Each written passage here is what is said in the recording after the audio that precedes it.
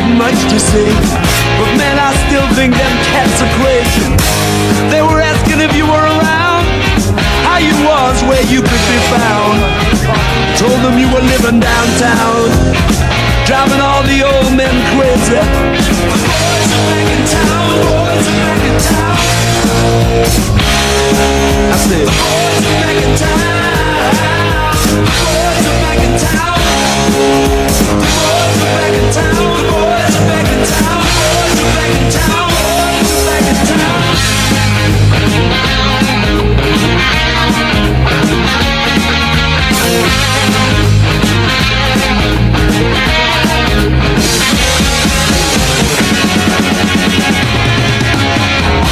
Spread the word around, guess who's back in town?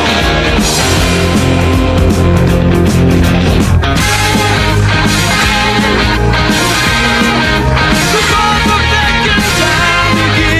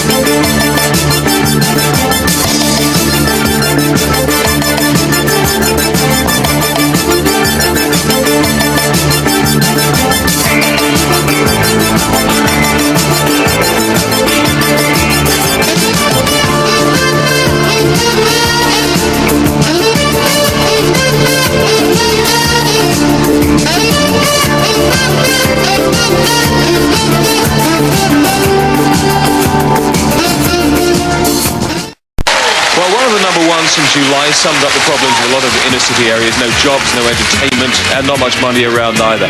It was the Specials and Ghost Town.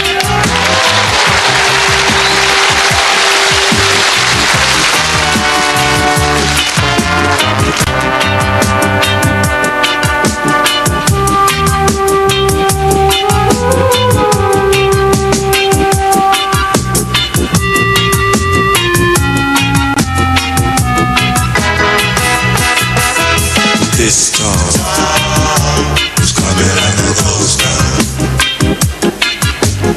All the clubs are being closed down. This place is coming like a ghost town.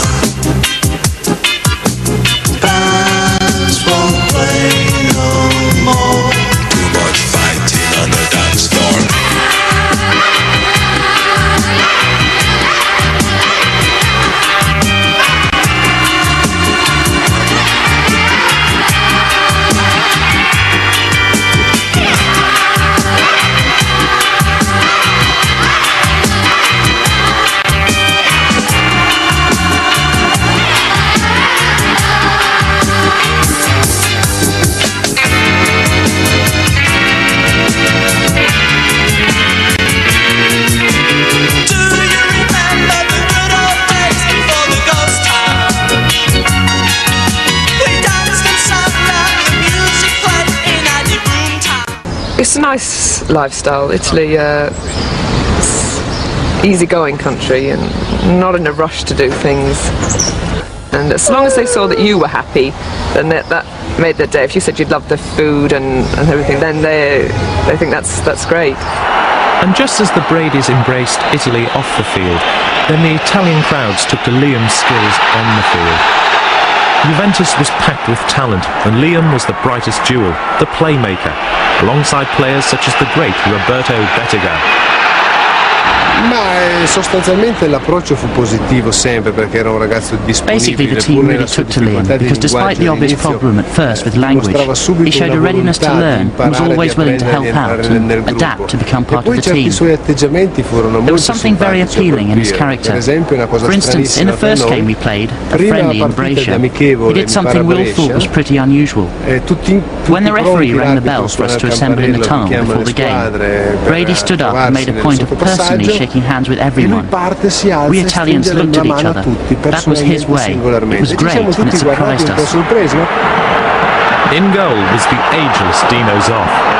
È un ragazzo, un giocatore molto intelligente, di conseguenza non aveva difficoltà a trovare la posizione in campo. He is really intelligent both on and off the field. As a result, he had no problem at all fitting in.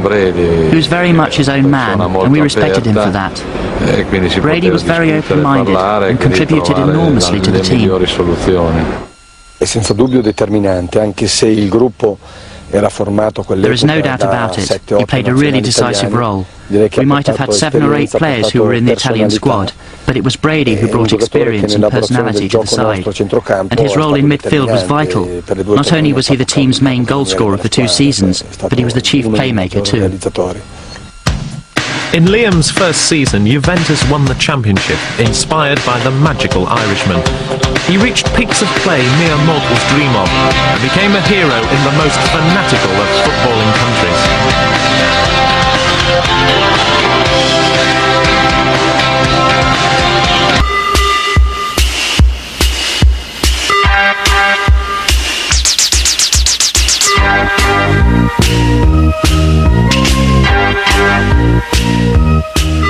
There's been terrible mismanagement, otherwise Arsenal wouldn't be in this situation, and somebody somewhere should definitely take the rap for that. Who can I replace Frank Stapleton with? Who is better than Liam Brady in Europe? He's not prepared to give backhanders like the rest of the managers in the league. Wouldn't you accept that explanation?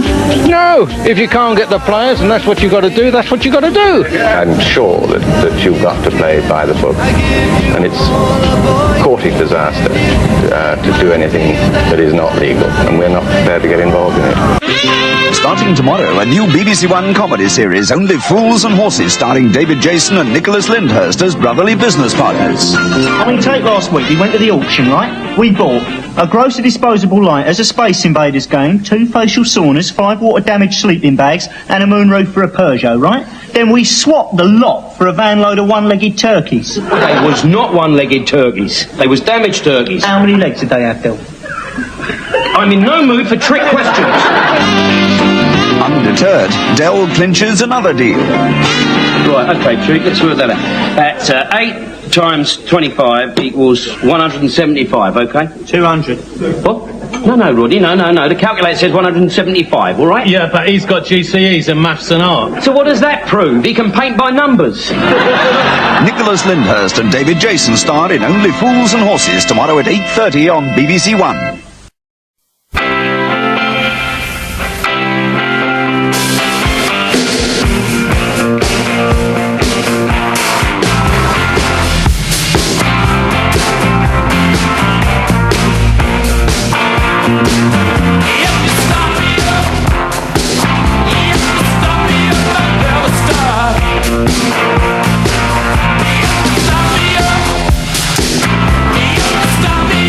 Never stop.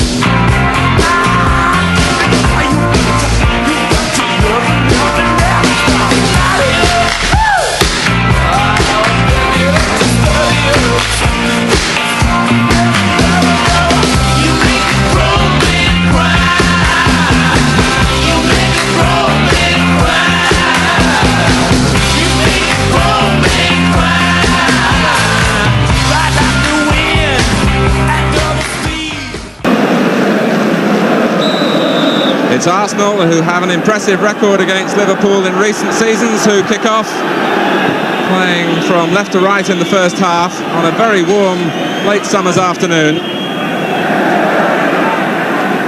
Arsenal in a change strip of yellow shirts and blue shorts. The pitch has been heavily watered during the week and will just take a short stud.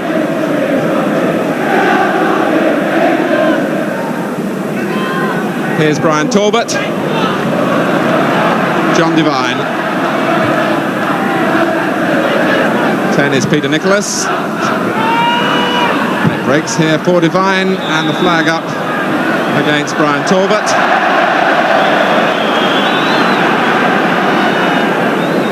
The referee today, Keith Hackett, last season's cup final referee.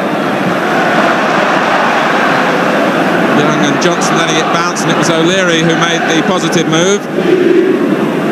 Neil beating Ricks.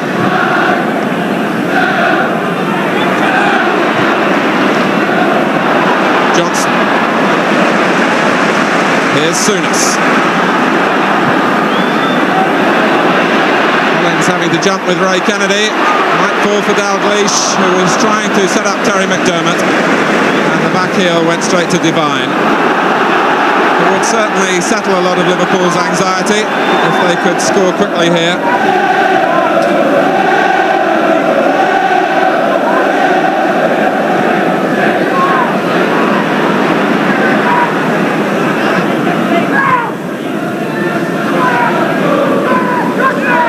Lee gets it back from McDermott.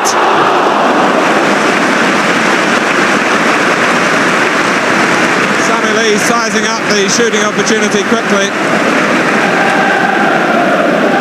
Dalglish starting the move from deep. Lee wheeling away to make space for himself. Using McDermott here, but dragging his shot past Jennings' right-hand post.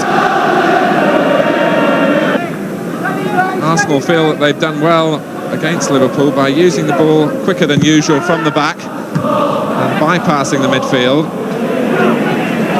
making Liverpool's midfield players turn. They turn to go forward now,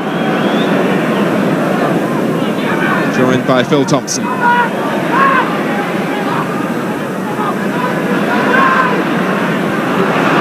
There's Young, who stretched to intercept.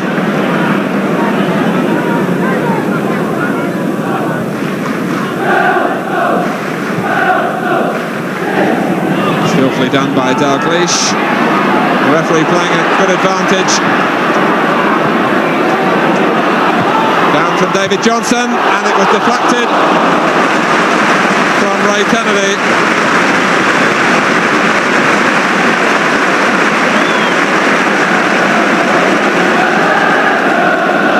Liverpool allowed to go on as the referee played the advantage.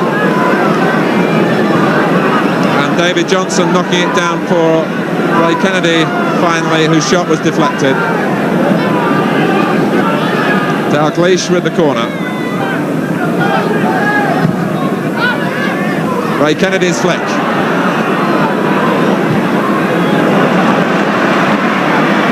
Chance for Lee to plant it back again. And Devine misses his header.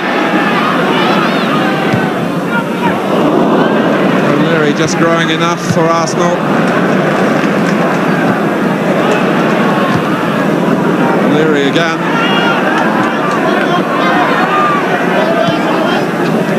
And Brian McDermott buying his side a few precious seconds to draw breath.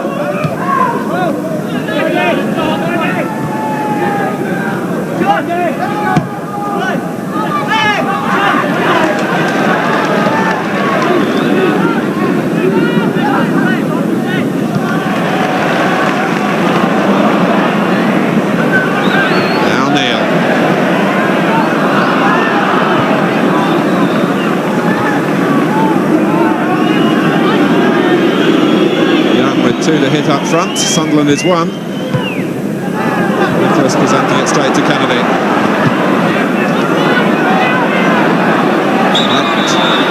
Come down for Johnson. but he was pushing on Willie Young. And Arsenal get the free kick.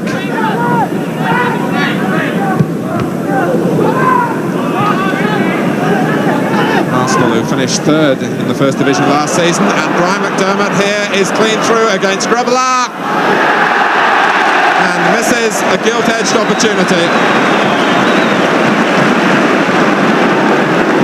Liverpool, who were undone through the centre of their defence against Middlesbrough on Tuesday, were caught out again here, and McDermott onside had perhaps too much time, rolled it past the goalkeeper and it just trickled wide. This time it's Neil who puts his side in trouble.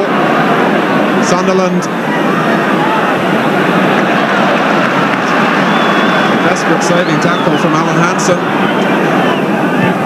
As this anxiety shows again for the European champions.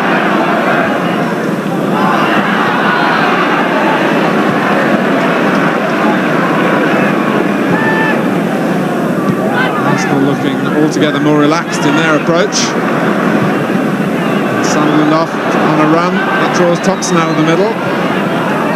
It's Nicholas coming in here, and this is John Devine, and the deflection came off Nicholas, could have gone for McDermott, and fortunately for Liverpool went for a goal kick.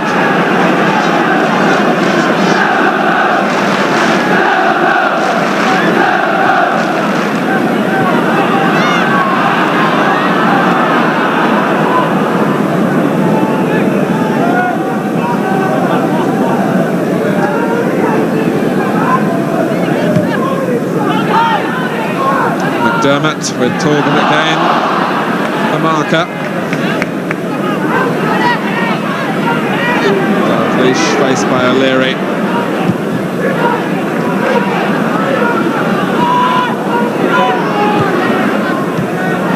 David Johnson, Souness. Again he snatched at it.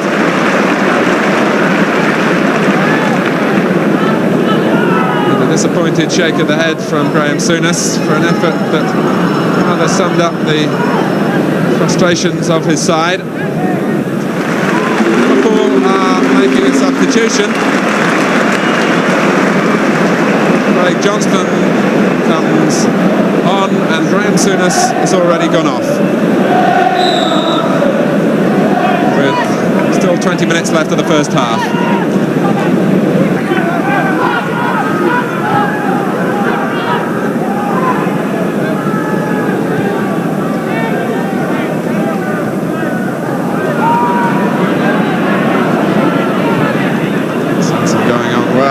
Using Sunderland. Out from Kennedy. Dalglish trying to get behind O'Leary.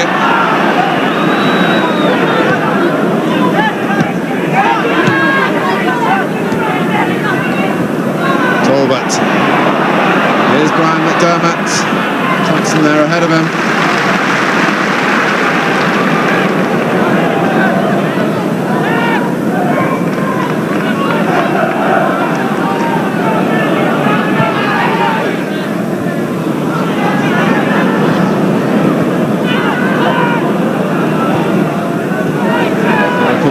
Seeking to build a way through midfield. And Lawrenson with Craig Johnston in the middle and Dalglish arriving as well. And Young's header for Craig Johnston. And it's the side netting as the roars from the Liverpool fans stay in their throats.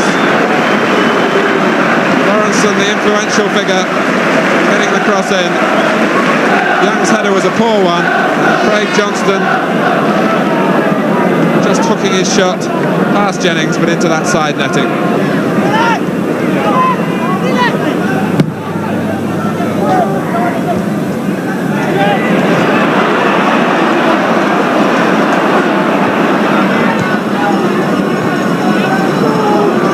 Kennedy.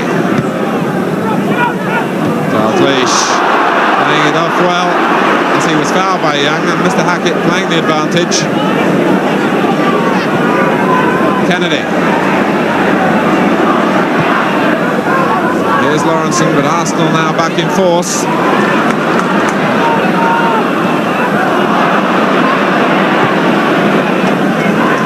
Now Lee. It's Divine's header, McDermott! And that's the bit of luck that you need. Terry McDermott scores with a miss-hit shot with a minute remaining of the first half. There seemed to be no way through as Sammy Lee pumped it in again. McDermott had a swing, went through a crowd of players past Jennings, and Liverpool have scored their first goal in free play this season. And it's taken them almost 2.5 games to do it.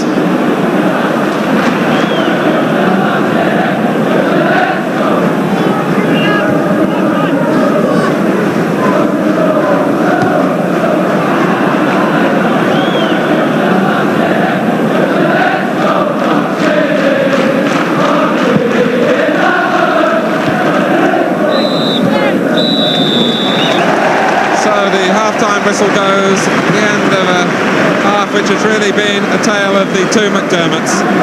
Brian McDermott missing the chance created for Arsenal, and then Liverpool, after finding Arsenal such a frustrating proposition again, getting the break that they needed in the last minute of the first half from Terry McDermott. And as we look at the goal again, the ball dropping for Terry McDermott on his left foot, not cleanly struck at all. But that's the kind of luck that you need just to put anxieties behind you. And Liverpool go in at half-time, leading Arsenal by 1-0. So Liverpool starting the second half, at least with some of the pressure on them removed, having got that goal from McDermott at just the right time.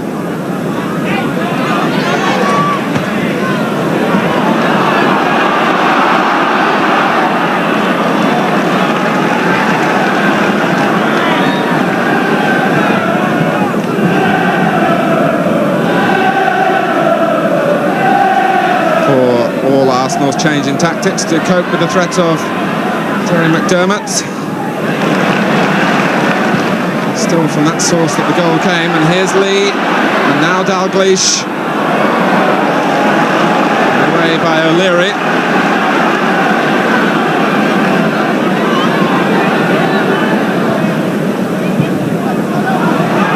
Jennings coming, under pressure from David Johnson.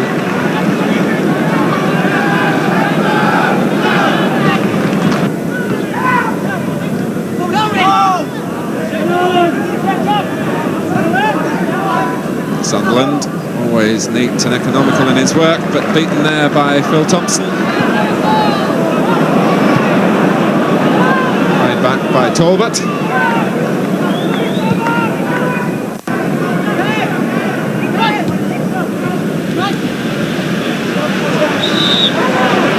Foul by Neil.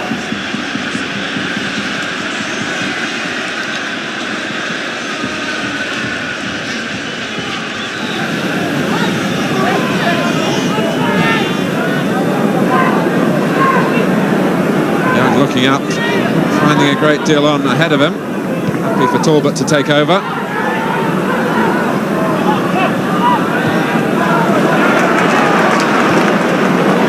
Craig Johnston. Dummy to buy a yard on Sansom. David Johnson. And O'Leary can only touch it here for Lee. And David Johnson. And it was blocked by Divine, and it was surely bound for the back of the net. Here's Lawrenson, and Jennings has to save the deflection. Craig Johnston at the hub of the move. David Johnson playing in the original cross, which had David O'Leary backpedaling. Sammy Lee picked a route back for the cross, and then David Johnson with a thunderous volley that was blocked by Divine. Sammy Lee down on the Liverpool bench, looking as though he's getting some treatment from Ronnie Moran. Arsenal looking to vary things, bringing on 19-year-old Paul Davis, and it's Davis replacing Peter Nicholas.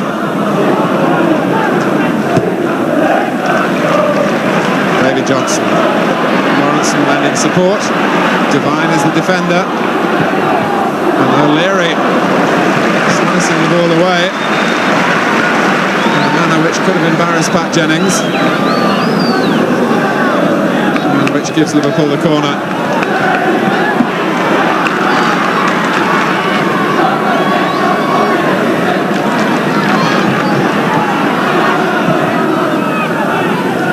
Craig Johnston got a touch. Hooks it in again. David Johnson. Kennedy!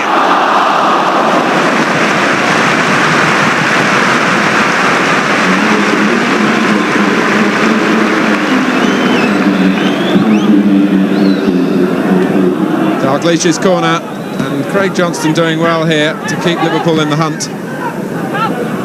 And when the ball is knocked in again by David Johnson, it was Kennedy who put his header too high.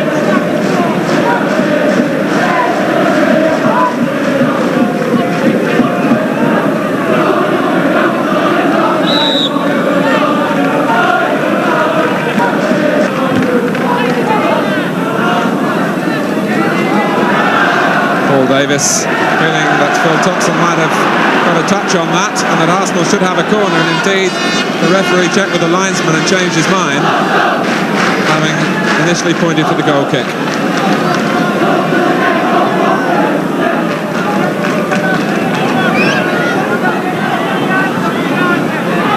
Talbot, and that was a reflex header from Brian McDermott that produced a save from Grobbelaar, in which he lost his cap in the dive. The corner played short, and the cross finally aimed towards Willie Young at the far post, but it was McDermott who got the touch, and that was arrowing inside that post, and perhaps a chance for Liverpool to break. Dalglish has Lee to his left, David Johnson to his right. Here's Lee. Dalglish getting it back through the middle, and the inexperience of Davis holding him up. And the final effort from Terry McDermott got a deflection.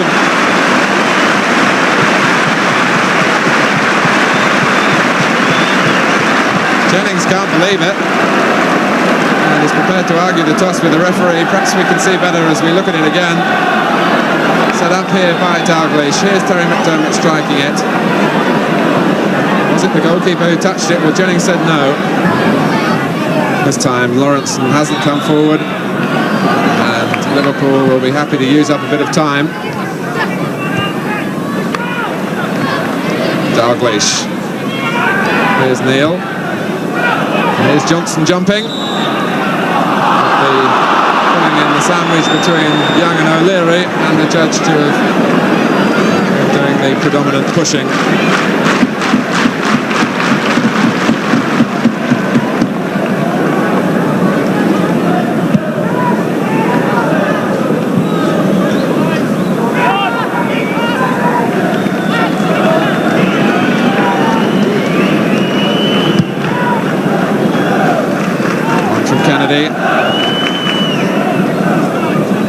Under 2 minutes left for Arsenal.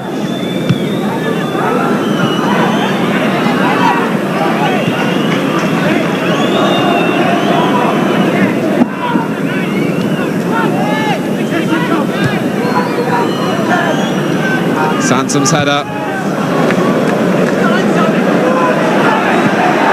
That will do for Liverpool, and Sammy Lee finding an extra gear, and perhaps putting Dalglish in here, and selfishly setting up Johnson.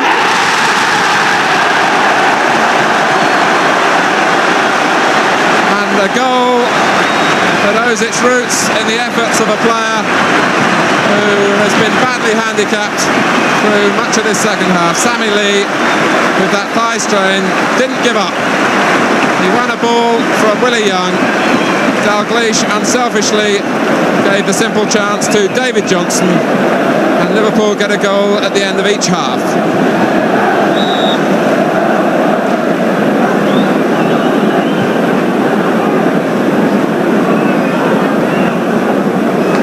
So it's surely beyond Arsenal now. And you can see the discomfort as Lee moves again.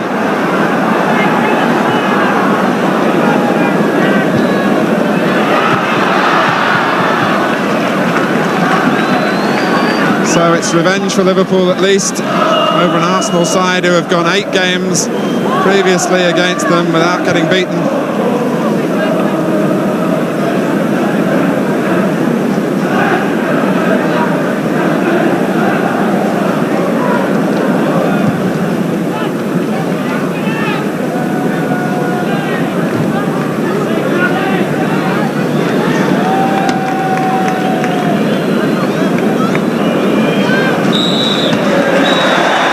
Time added on, and Sammy Lee provides a pleasant finale for Liverpool with the efforts that confirms their first victory of the season, which will ease some of the anxious feelings around Anfield. For Bruce Groveler, his first clean sheet in the Liverpool first team. For Liverpool today, really, when the result mattered more than the performance, and they beat Arsenal by 2 goals to 0. I stand still stepping on a shady street, and I watch that man to a stranger. Think you only know me when you turn on the light. Now the room is lit with danger. Complicating, circulating, new life, operating, generating, new life, new life.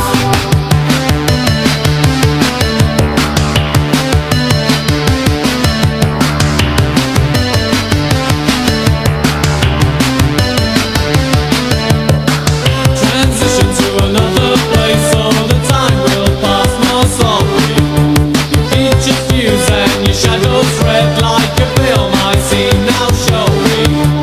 Complicating, circulating, new life, operating, generating, new life, new life.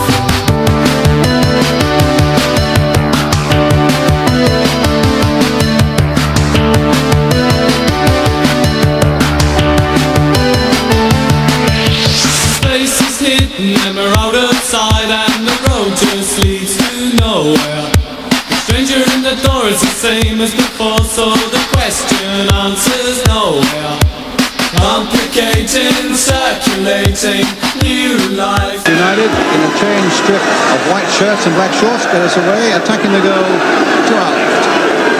Ground where they have not very happy memories. They've not won here in their last 12 league games.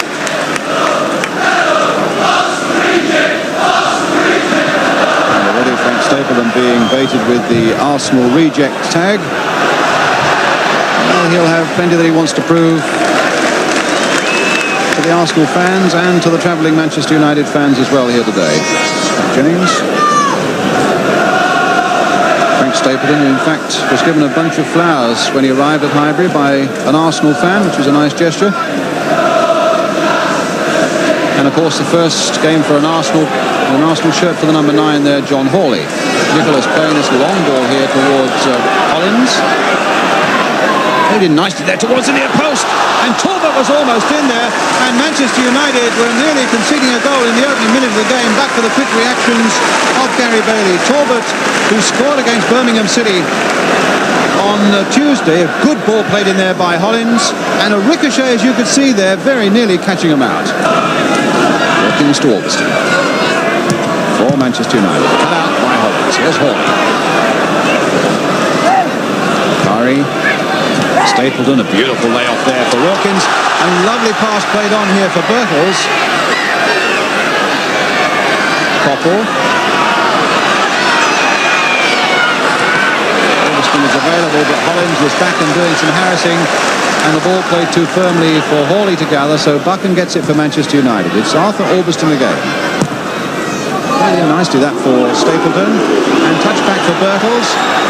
And it might come for Birtles again with a left foot shot just wide. Corey was right in there as well, but it didn't quite fall for Birtles as he wanted to, but he still got the shot in. Good play there by Stapleton, and it just didn't quite fall, as you could see there, for Birtles or there. And although it beat Jennings, it went past the post. So just 2 moments of goalmouth excitement during the first half. In fact, the only player to display the type of skill you'd expect was Paul Davis, Arsenal's midfield player, who was a late replacement for Graham Ricks, surprisingly injured in a pre-match warm-up 45 minutes before the start. Well, we pick it up in the second half. No goals so far, so let's rejoin Brian Moore.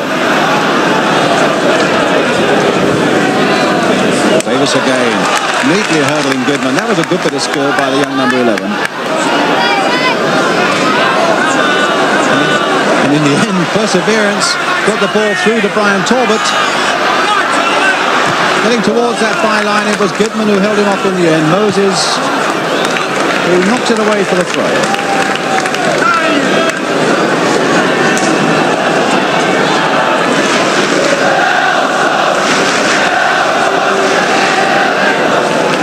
That's Arsenal's throw. Kenny Sanson with it.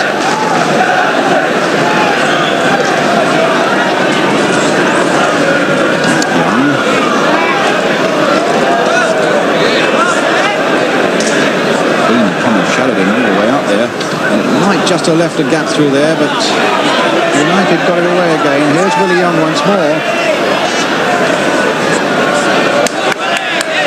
looking for a way to get past Moses. Now leaves that to Sanson to try. When we get to that byline, the deflection came off Moses, and in the end it had Gary Bailey in a little bit of trouble and might just easily have floated in. And it was a deflection that made it that way. There was the deflection. Bailey pondering where it was going to go, and in the end could take no chances. Collins takes this corner, floating there towards it. Willie Young trying a backward header, but just a little too much on it. And so it's a goal kick to Manchester United.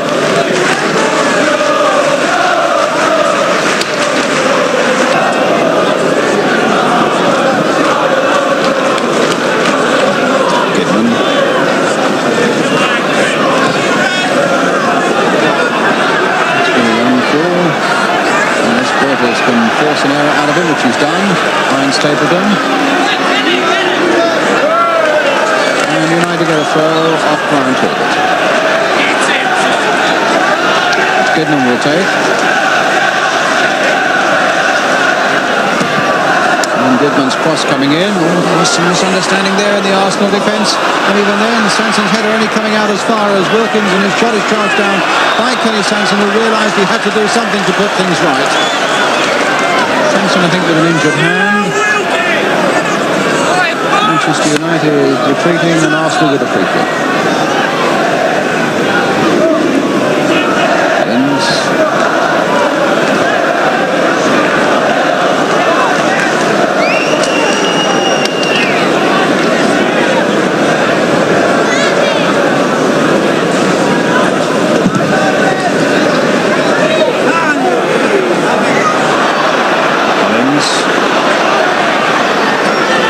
Towards Sunderland. Davis now, will he let one fly? He has, but it's wide.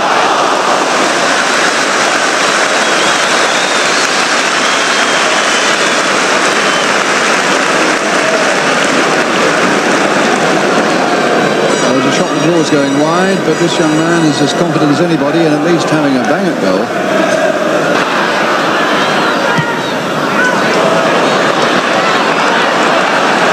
Sunderland.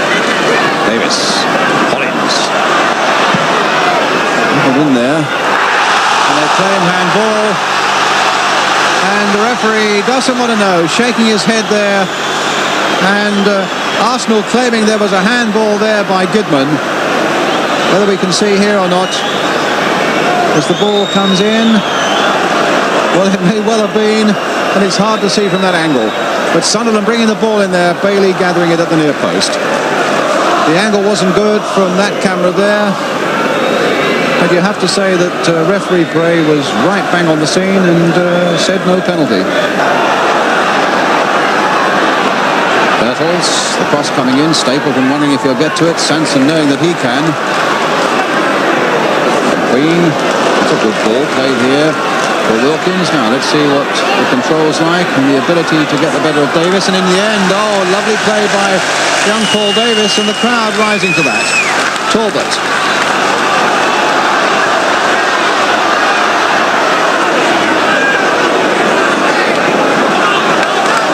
Davis.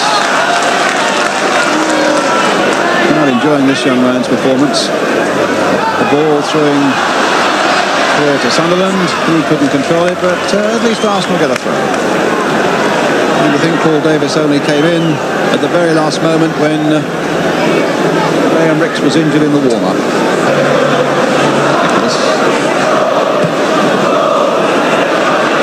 Trying to get to this one, but it was a good jump again by McQueen. Hollins playing it a pace back there for Devine, but he controlled it well. The little cross coming in, the little touch by Sunderland, and it was Moses who got it away for United. Birtles playing it now for Kopp.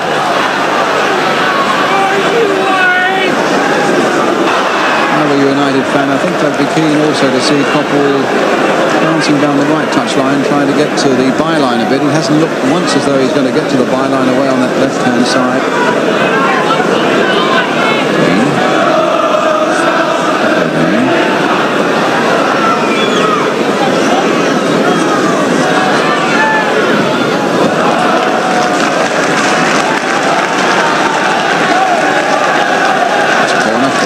United.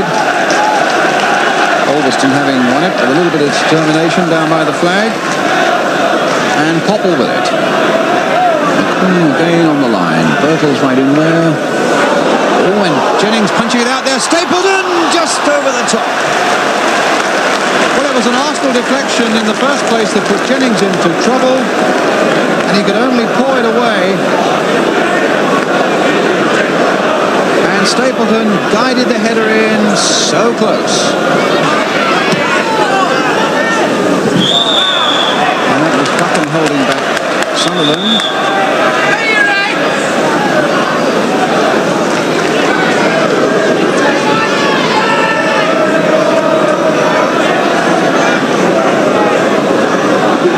Sunderland playing it in there. That was Buchan who got it away.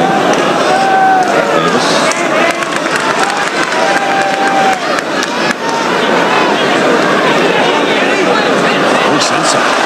Better of Goodman, the cross coming in is Bakari right back there who got it away as far as Talbot. Played there now for Nicholas to drive a tremendous shot. Beautifully saved by Bailey. And United bring it away with Koppel. Brilliant piece of action there, and the Manchester United players in fact are applauding Bailey for a truly brilliant save from a real rifling shot there from Peter Nicholas. What a good save. Birtles. Talbot. Sanson, who played such a big part in opening up Manchester United a moment ago.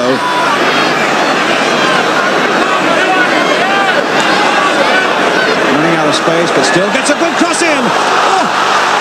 And it could be Hollins charged down, and Bailey again making a superb save after that lovely work by Sanson had left him groping at thin air. Sanson at his best on these occasions. He was running out of space all the way along here. Whipped in a good cross. Bailey was in trouble, but then dived bravely at the feet of Hollins. Sanson with a now Sunderland. Davis.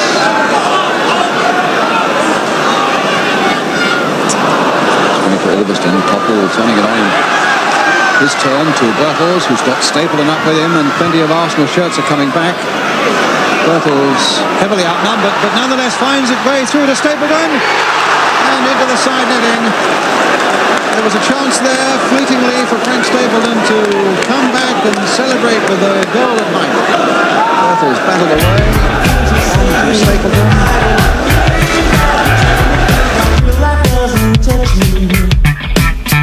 Everything I don't want to see does not exist.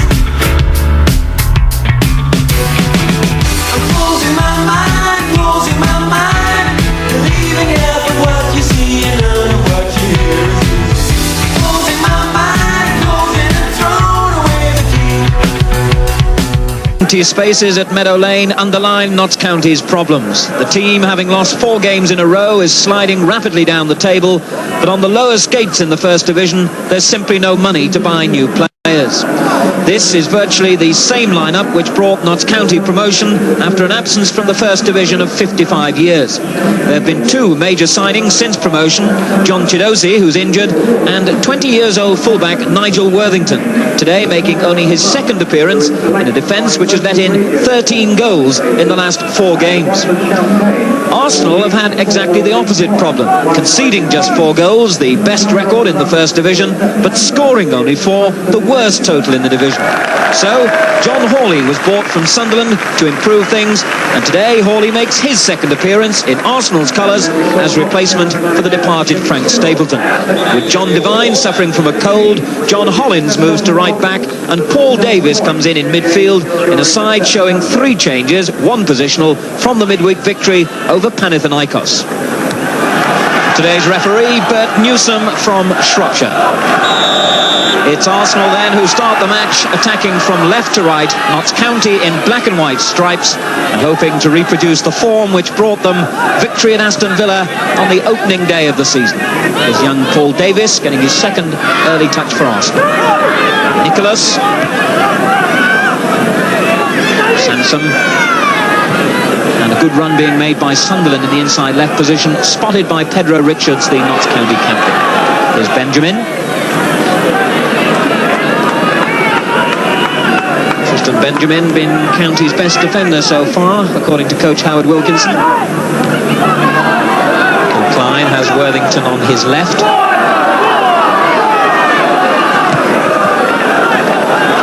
McCulloch. O'Leary so quickly across to cover. And here's Worthington again. Wasn't a bad ball for Hooks. Worthington getting himself a bit of a cul-de-sac. And good skill by McCulloch. Plenty of men in the middle too. Oh, and in the end it was just a little bit too high for Trevor Christie. Here's Goodwin. Now Benjamin, still plenty forward for Notts County. And in the end it's a goal kick for Arsenal. What a lovely piece of skill that was by McCulloch down the left wing. Roll the ball out of the reach of the defenders, got in a fine cross to the far post, and it was just a little bit too high for Trevor Christie. Here's Benjamin for Notts County. Paul Klein under pressure from Ricks again. Hunt finding Richards, and Talbot arriving. Arsenal not letting these Notts County defenders settle on the ball. Sunderland. The referee has brought Arsenal back for an earlier tackle on Talbot to give them the free kick, and they might have wished for the advantage rule to be played. Here's Ricks, Talbot on the free kick as well, and Willie Young on the edge of the box, providing the aerial power along with Hawley. Oh, that was a strange one, and it came to Hawley, and Hawley scores his first Arsenal goal, the 50th league goal of his career, and what a strange way to get off the mark in his new colours. The free kick really didn't seem to have been taken very well, but it bobbled in between those 2 Notts County players. Hawley got on the end of it, and somehow or other the ball ended up in the back of the Notts County net by David Hunt. Sansom, Talbot short, and Ricks on the wing. There is Ricks. Sunderland's little flick to Klein, showing nice control. Finding Benjamin. Oh, good tackle by Masson. Unlucky then that it fell for Nicholas, who finds Sunderland, who again takes on and beats Hunt. But Hunt this time is more persistent, although he has to concede the corner.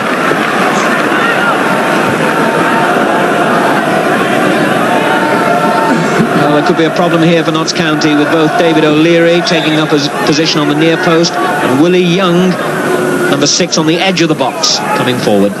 Off everybody's head to Hawley, who miskicks, and that should have been his 2nd in the space of a few minutes. What a remarkable incident that was. The corner coming over, cleared 3 or 4 defenders, dropped perfectly for John Hawley, who completely miskicked, still got a 2nd bite at the cherry, and missed again. And the half-time whistle. Now Hollins.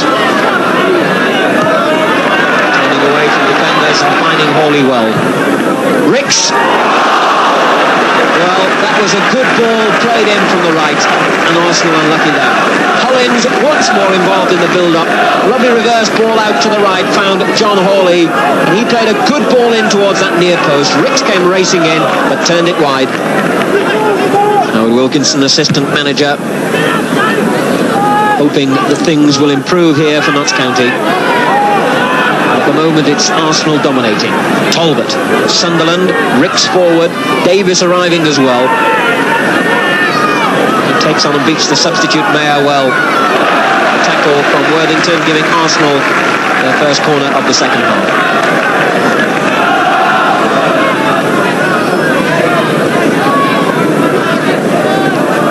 Leary on the near post, Young just on the edge of the box. Ricks' corner, and a good header away by Christie. There's Hollins, to keep his cool here as the defenders charge forward. O'Leary and Ricks, 5 Arsenal players in the box. Young's back header, and the shot from Hawley over the top. The cross from the right, the build-up was perfect. Young back-heading it, and how often have we seen Willie Young headers producing Arsenal goals? Not this time, though, as Hawley's shot went into the crowd. And Arsenal about to make the substitution, and it'll be one striker for another. John Hawley, having celebrated his first goal for Arsenal in his second appearance, he's had a couple of other good opportunities as well, which have gone astray.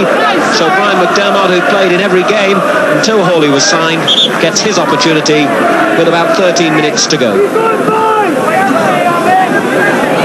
Here's O'Leary, and Hollins once more on the right. Once more using it well. McDermott away from the defender well. And Phil Klein, having committed himself to that tackle, just kept going and will be booked. The ball played down the right by Johnny Hollins. McDermott showed lovely skill and speed to get away from Kilcline's tackle. The defender kept going through, and that earned him a booking.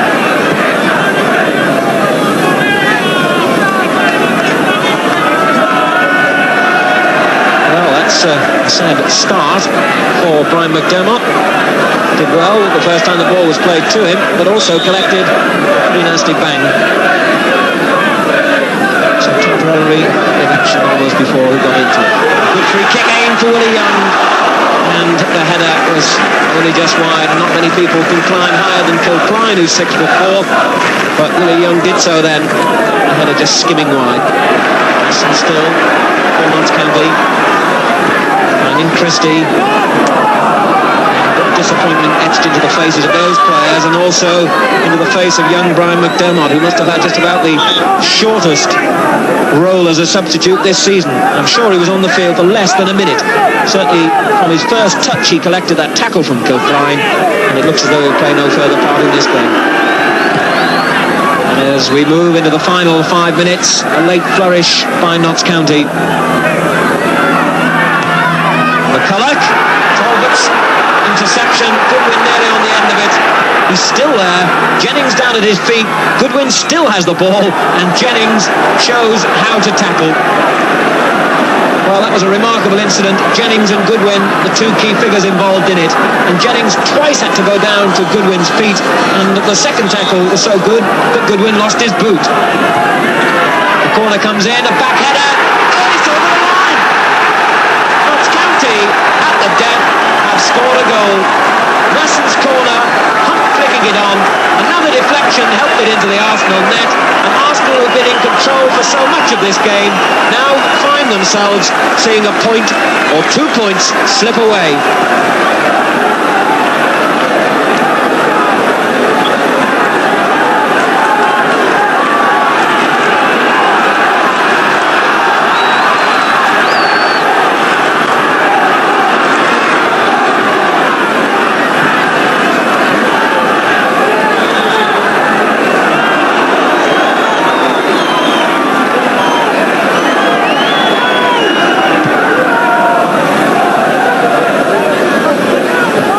Was Hollins' header, and Talbot finally with the acrobatic clearance. but it breaks for Hollins. We're into the final minute. Could there be late drama here for Arsenal? Hollins cross. Davis goes up with a header. He couldn't really get enough power behind it. Benjamin. McCulloch is clear. He's got Christie in the centre. And Willie Young left his leg in the way. So that's a free kick.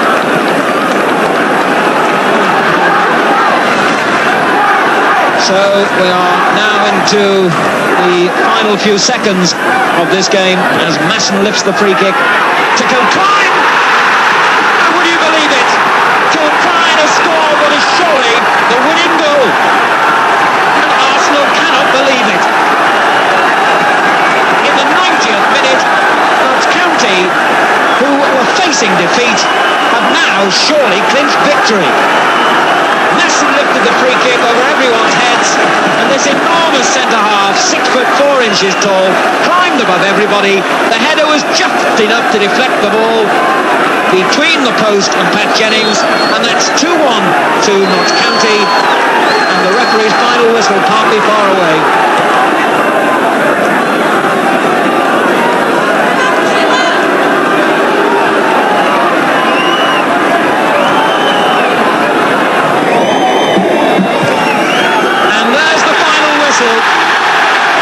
And the moods of football perfectly summed up in an afternoon here.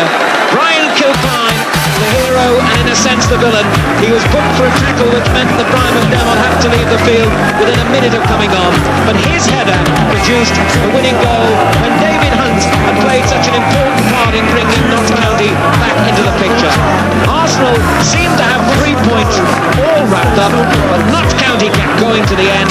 That's a lesson, of course, for any football team, and it's given them an unexpected, but in terms of fighting spirit, a deserved victory here at Meadow Lane to halt a run of 4 matches without a win. The final score, Notts County 2, Arsenal 1. There's a good within my mind. There's a good within my mind.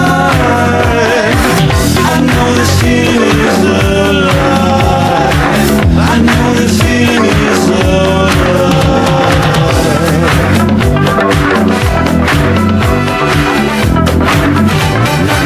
I don't need this pressure on. I don't need this pressure on. I don't need this pressure on. I don't need this pressure on. I don't need this pressure on. I don't need this pressure on. Who missed the League Cup defeat at Barnsley in midweek have returned. The Yugoslavs, Hadziabdic and Rajkovic, also Mahoney and Robbie James. Top scorer is their number 11 Bob Latchford, 6 goals and a new lease of life. Arsenal, well, they need a win today after a poor run. They field the side that lost to Sheffield United in the League Cup. A new name is that of their substitute Danny O'Shea, an 18-year-old Londoner. The referee is Maurice Robinson of Sutton Coldfield. It's his first match at Swansea. And in the ground is Mel Charles, who played for both Swansea and Arsenal, brother of the great John Charles and father of Jeremy Charles, who is the Swansea sub today. And it's Arsenal who get us away in this first league encounter between these two sides, although, of course, the clubs have met in both the FA Cup and in the League Cup. In some ways, a critical day for Arsenal. 5 goals only in 8 league games this season. They lie 16th in the table, and their manager Terry Neal is not here today. Presumably, it must mean he's looking elsewhere for reinforcements. Well, they've got quite a task against this Swansea side, all in white, as Alan Curtis tries to get Leighton James on his way. Arsenal, remember, in the dark shorts. John Hollins playing a ball forward that's going to be easily cut out by the Yugoslav Rajkovic.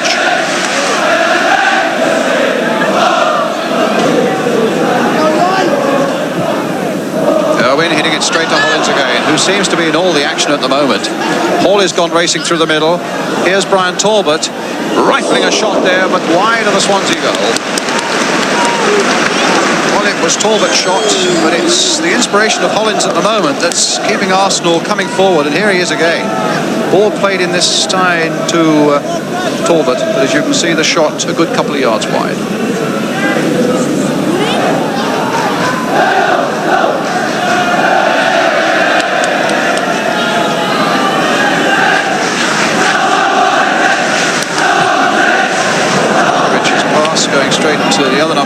Talbot. Here's Sunderland. Kenny Sanson. Talbot.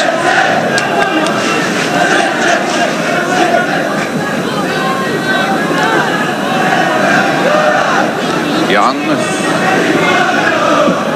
Nicholas.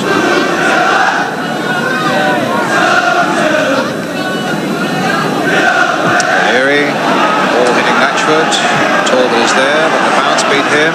Mahoney is there. And in the end it falls for Davis. Played in for Sunderland. Paul Davis now with a chance to hit a left foot shot, and it's all away there and over the top by Guy Davis. Good break by Arsenal. Good shot by young Paul Davis. And a good interchange with Sunderland. So it's Arsenal's corner, which Hollins will take. Willie Young and David O'Leary both up from the back again. Guy Davis there, who first played for Wrexham back in 1970, for Swansea in 1970, and then had spells at Everton and Wrexham, of course. And that was knocked away off the line by Neil Robinson. That could so easily have crept in by the near post. It's a good little spell of pressure here by Arsenal, and they've got a throw now. Arsenal could so easily have just watched the number 2 here, Neil Robinson, as that's flicked in there. It's he who eventually gets it away.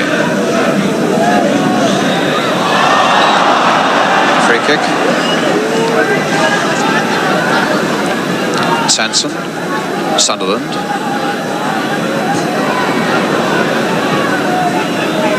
Hadziabdic, well, we just about got his head to that, and as well for Swansea that he did. Hollins again had made a lot of ground to get up there and was lurking in behind him.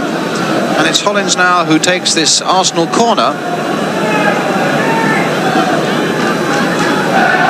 Latchford coming back to do a marking job on O'Leary. And Hollins hitting it low there. Willie Young scuffling it out here for Devine. Played again for Hollins. And that's a good cross there, really forcing Guy Davis to come a long way out. It's Paul Davis now. It's Willie Young now. Kicked off the line. And did it go across the line? No, the referee in fact has given a free kick to Swansea. But what a scuffle and a hustle there was in that 6-yard area. Guy Davis looked as though he got a bang on the back of the head, but also it looked as though Arsenal were within an ace of going into the lead. It was Willie Young's shot that very nearly came through. Paul Davis had one that was charged down. Willie Young with the shot there, kicked off the line by Irwin, and the foul was on the goalkeeper. Hadziabdic finding Leighton James. Here's Curtis. Oh, that's a good little run by Curtis, and a shot that's deflected, but not seriously enough to worry Pat Jennings. But a good typical run this, in fact, by Curtis, turning Devine, let him fly. There was the deflection, and Jennings safely behind it. Meantime, it's a free kick for Swansea.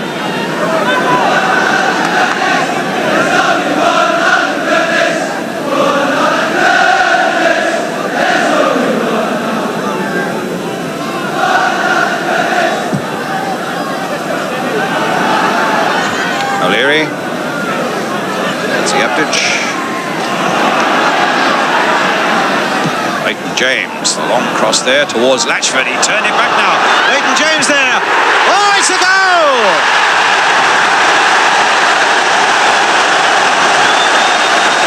Good header down by Latchford. A bursting shot by Leighton James. And although Jennings got to it, he couldn't hold it. They've scored more at home than anyone in the top 3 divisions of Swansea, 12, and now it's 13. A rifling shot by Leighton James, and Jennings just couldn't hold it.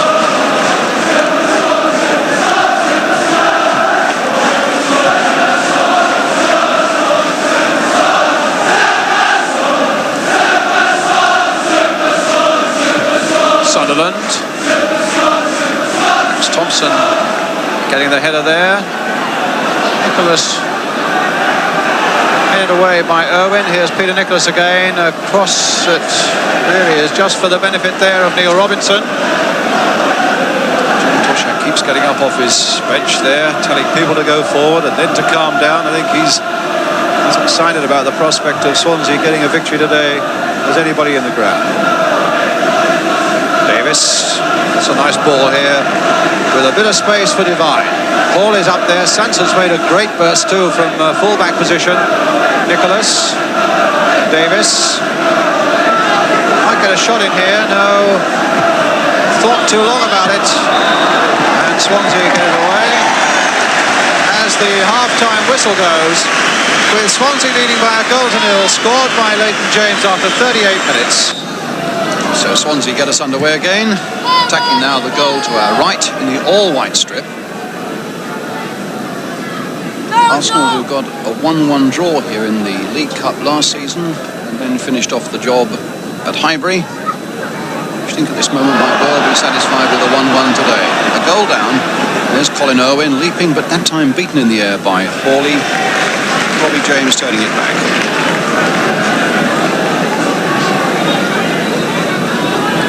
His goal is the one that has given Swansea the lead. Leighton James. Robinson.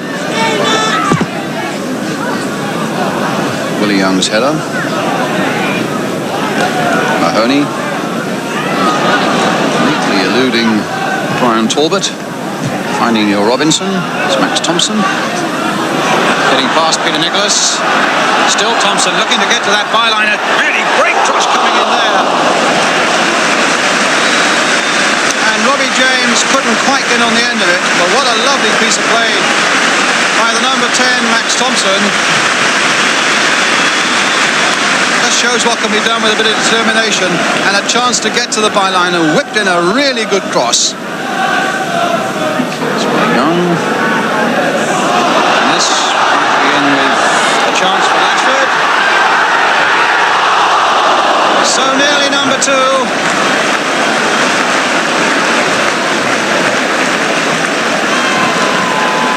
But in the end, Arsenal were spared as Latchford battled on and hit it across the face of that Arsenal goal, just past the far post.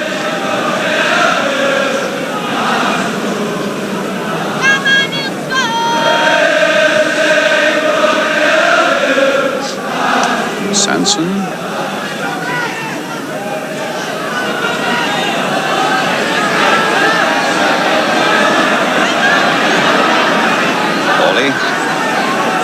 Sunderland, good break from the back by Sanson, and Nicholas, if he can get it across, he does well, and Hawley trying to come in there. No, the whistle had gone. There was a handball by Hawley, and the goal will not stand. But a very good break down the left by Arsenal, and a lovely cross in there by Peter Nicholas. But a handball there by Hawley, and the whistle had gone. Sunderland. Fine. Sunderland. Flicked in there towards Hawley. Bravely in there with a header. Couldn't quite get the right angle though. Nice, tempting, teasing little cross coming in there. Keeper was in a bit of trouble, but the angle wasn't right. Free kick now for Arsenal. Irwin on the back of Hawley.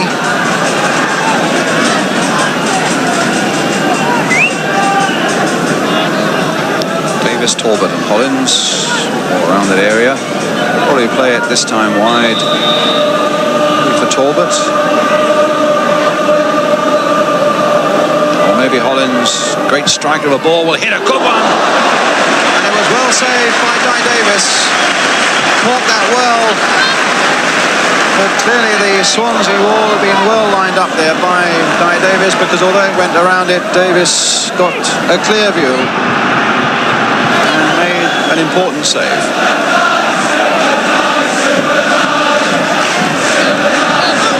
Ball out of play for a throw to Arsenal. Sanson with it. Davis. James. Latchford playing it on for Curtis.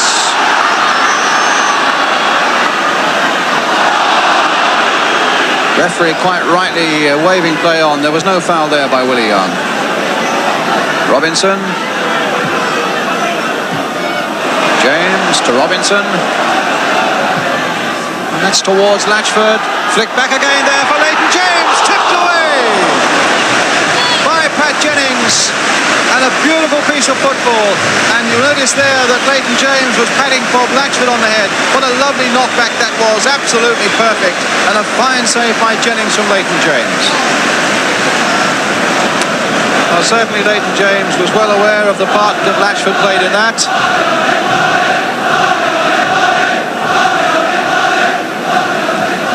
So Latchford now waiting as Leighton James prepares to take another corner for Swansea with something like 19 minutes remaining.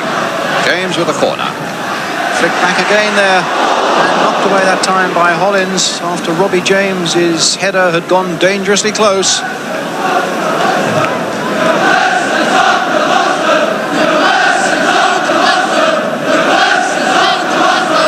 And they're bringing Jeremy Charles on.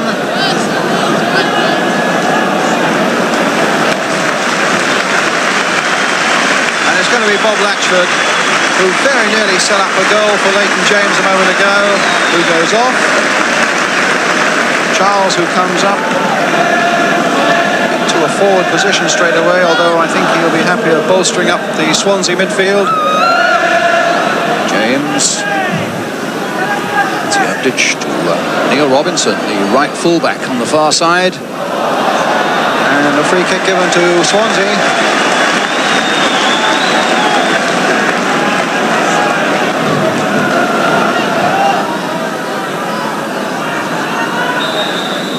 Hadziabdic with the free kick, wanting the Arsenal two-man wall to get back 10 yards. They look back a fair distance to me, but he floats one there with the outside of his boot. Oh, a fantastic goal by Thompson!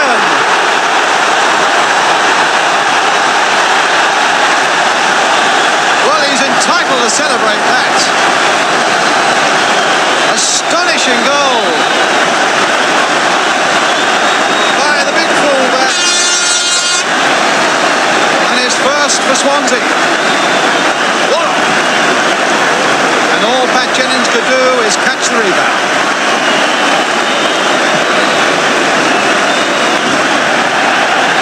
Alan Sunderland's giving a booking. Something he must have said to the referee. Yes, and you see that referee Robinson said that it's something you said to me. Well, that just about makes it safe for Swansea, I would think, in the most spectacular way. 2-0 with 7 minutes to go. What a thundering volley from this number 10, Max Thompson. John Toshak, you can see on his feet again. Keeps looking at his watch. Oh. Yes. Right on cue.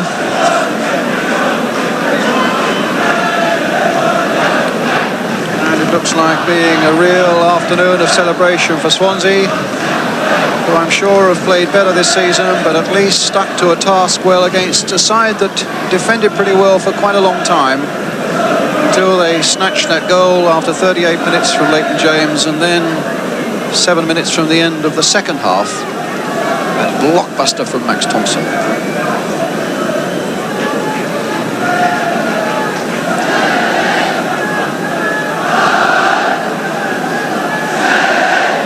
Curtis, played back for Mahoney. Might fall again for Leighton James to that byline. The cross coming in, it's too deep for anyone in a white shirt. And Peter Nicholas can draw it away again for Arsenal. Oh.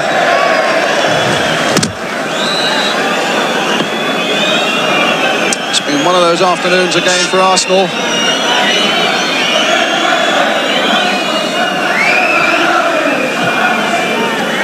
As the final whistle goes, and it's victory for Swansea City. It's Swansea 2, Arsenal 0.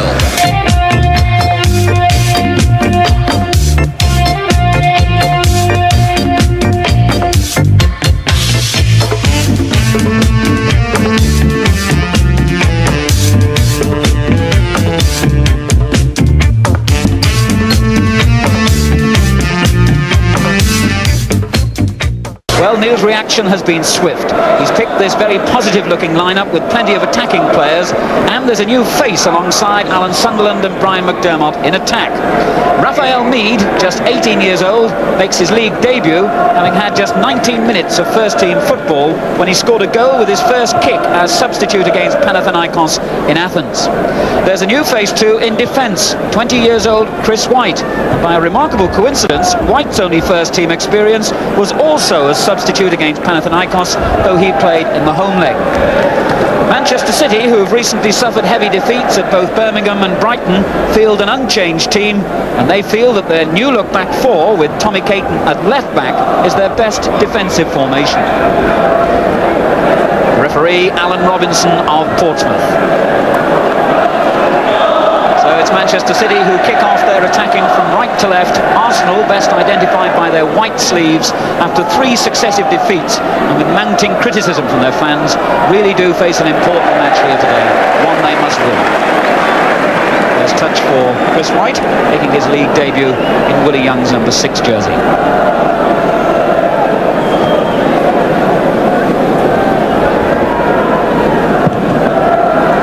Typically deep kick that from Jennings over Hartford's head, off Sunderland, and here's Power.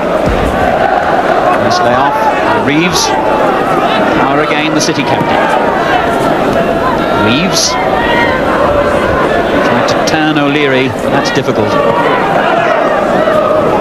Reeves again, prominent. Good looking cross to away by Sansom. The shot too from Hutchison, and the deflection took it behind. Early effort coming in, that the cross from the left by Reeves setting up the danger. Sansom's header seemed to have cleared the problem for Arsenal, but Hutchison's shot wasn't far off target. Sansom. Header away by Bond.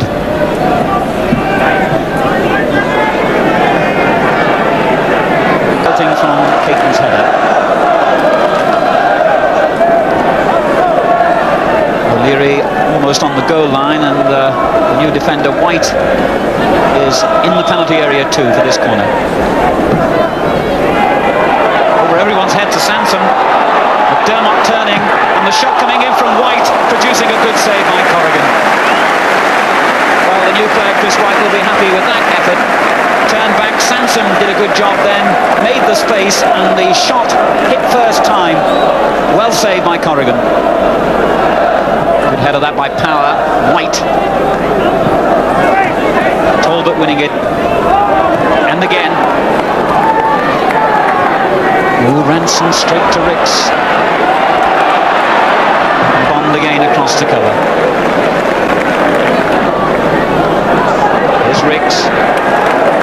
McDermott getting only really his second touch. Collins overlapping for him. Well, that's a good looking cross. And Mead! Well, a fine cross from the right. Mead climbing well, and that bullet header looked to be heading for the City net. A fine save by Corrigan. Raphael Mead will settle down a lot quicker now. That was a very good effort.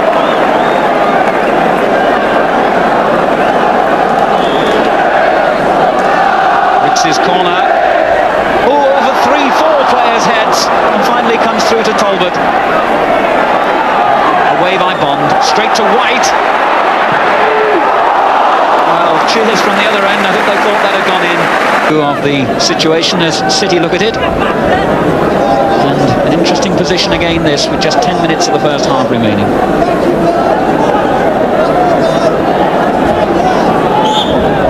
Tapped short for Chewett, and again Jennings' positioning was superb.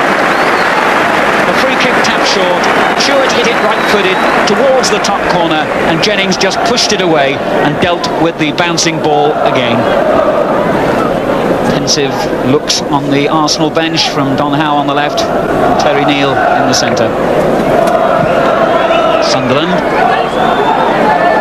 Really difficult for Hollins and easier for Chewett.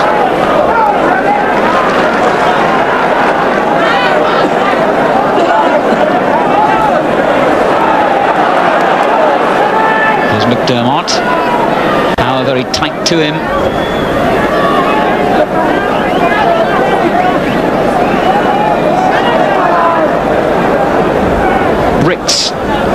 Hollins and plenty of players in the box, but as Hollins crosses, the half-time whistle sounds, and Arsenal, frankly, no closer to solving their goal-scoring problems in that first half. But Mead, one of the new players, had perhaps the best opportunity, that bullet header, well saved by Corrigan. And the other new player, White, has had an outstanding game in defence, though frankly has been under very little pressure from the Manchester City attack. Half-time score, Arsenal 0, Manchester City 0. And Stewart has done well. O'Leary's got a lot of pace, and so has this man Mead, and he's in behind Bond. Has he got the coolness? He was so unlucky. O'Leary set it up with that clearance from the back.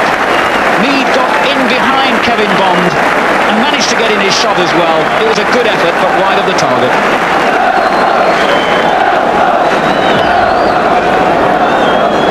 Hollins. That was Caton. White has dealt capably with those things. Stewart taking advantage of that header, and the shot just 3 or 4 yards off target. Good first time effort by Dennis Stewart. Mead. Nicholas. McDermott. And the crowd giving Arsenal all the vocal encouragement they could wish for. Hollins. Sunderland. Good turn. And that was a fine save by Corrigan.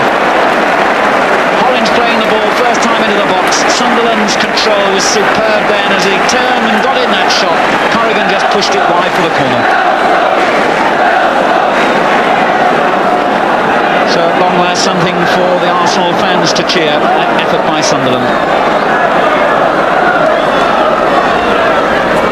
Here he is again. Oh, he was dispossessed by Hutchison and then brought him down. 20 minutes for the deadlock to be broken. It's a good ball too for McDermott.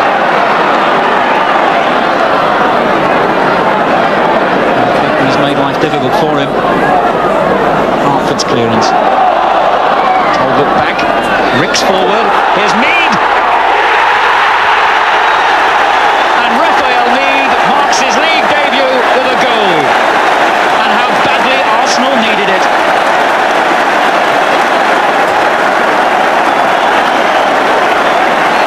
The ball crossed from the right by Talbot. Mead profiting from the space around him, and the shot was good enough to go into the corner and beat Corrigan's dive. So Arsenal's goal famine has ended at last.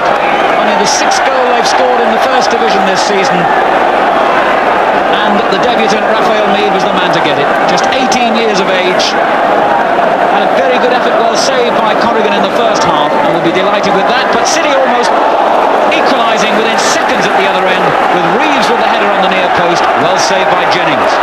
Now the match and the crowd has come to life. Hutchison. Here's Mead. And look at that pace. Well, if that one had gone in, Mead, I think, would have earned his place for the next half a dozen games. A good run, but from that range he never had a hope of the shot. And again. Still Hartford. Ransom. Bond. Power, although it reaches Stewart, and Hartford. Well, it was a good cross from the right. Bond involved in the action. The ball chipped back, and the shot, although it wasn't on target, I'm sure that Jennings might have had it covered anyway, but City's best effort of this second half. Now Stewart. O'Neill. Hutchison. 4 men in the box here for City. It was a good header by Nicholas. An important one too, but the danger not gone. Oh, a fine shot by Hartford, and Jennings again superb. Applied pressure then by City, an acrobatic effort by Hartford, and Jennings again, who's been inactive for so long in this second half, responding well when he was needed. Oh, he was too slow. Here's Hutchison.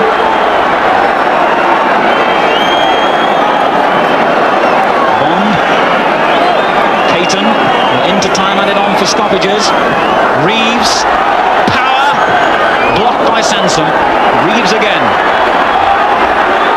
Ranson, and that will be a corner off Ricks. And City know that time is against them.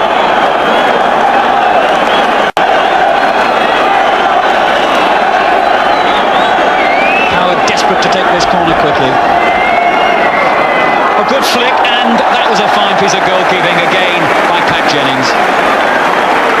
As the corner came in, it was flicked on towards the near post, but Jennings positioning again, immaculate. And there's the final whistle. Terry Neal just leaves his seat. The crowd applaud an Arsenal win, and they've got a new name to talk about in the pubs and clubs around Highbury tonight. Raphael Mead, who scored a goal on his league debut, who looked promising. So too did the other newcomer, Chris White. Arsenal have got 3 points under their belt, but still their problems a long, long way from being solved. The final score then at Highbury, as Colbert put an arm of congratulation around the goal scorer. Arsenal 1, Manchester City 0.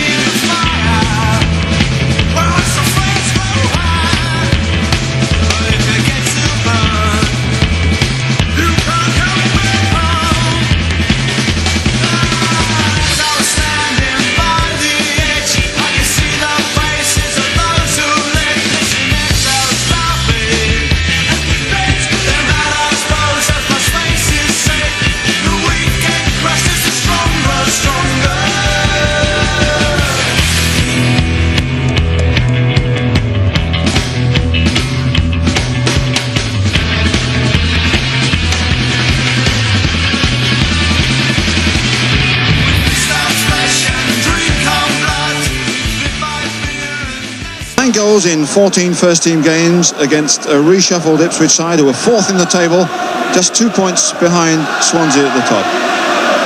A lot of players going to be in midfield here, and a good battle in that part of the field before we start getting any chances, I'm sure.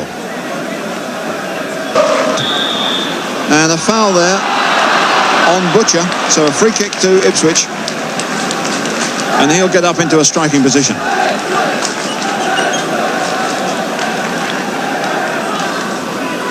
Which is right over the far side of the penalty areas. McCall and Muren work it this side. Walker's getting in there, but this is for Butcher to leap. And there's Gates. Appeals that it had gone over, but the referee says play on, it hadn't. The linesman was right in position to see whether it had crossed the line. He said it hadn't. Vic Roper, and the referee backs him. But it was a lovely head back by Butcher. Gates should have buried that, really. It scuffs off the chest of the goalkeeper, but impossible to tell from here. And it's Paul Davis who picks up with Sansom on his left. Mead.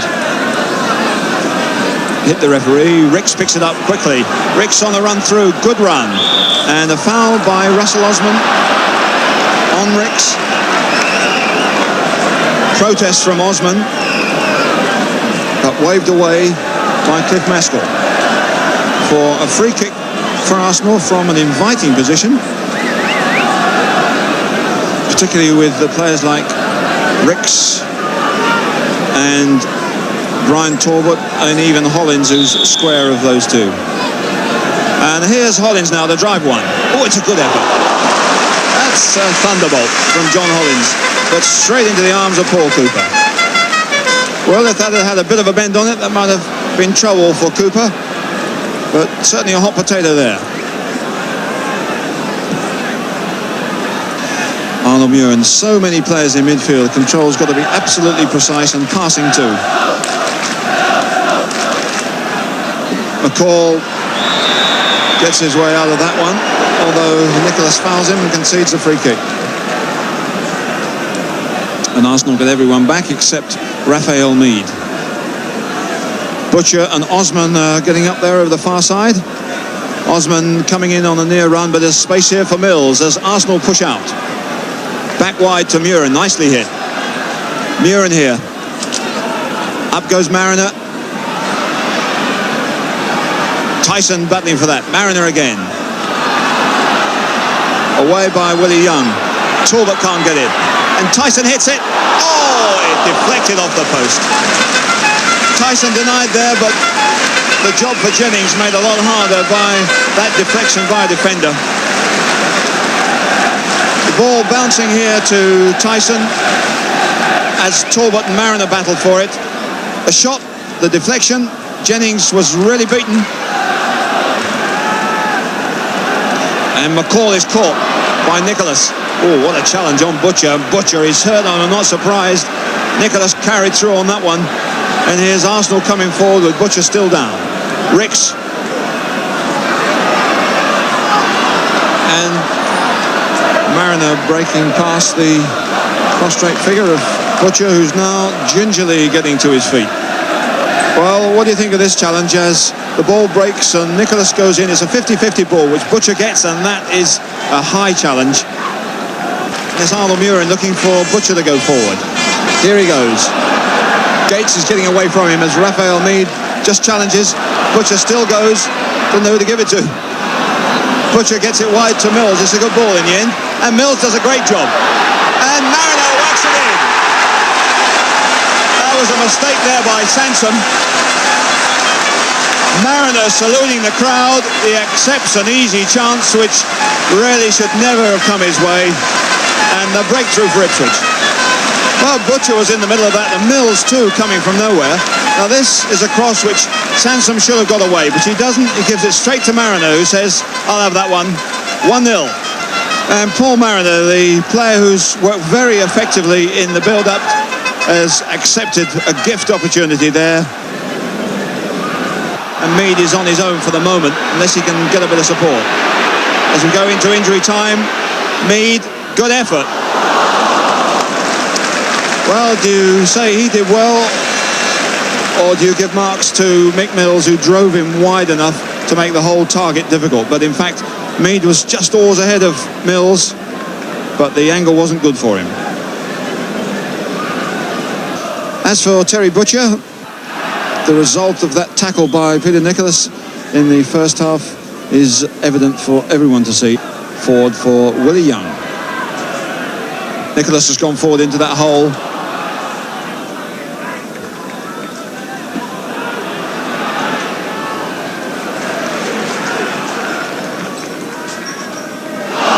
Willie Young having a go at Gates again, and Gates falls flat, and out comes the referee's notebook.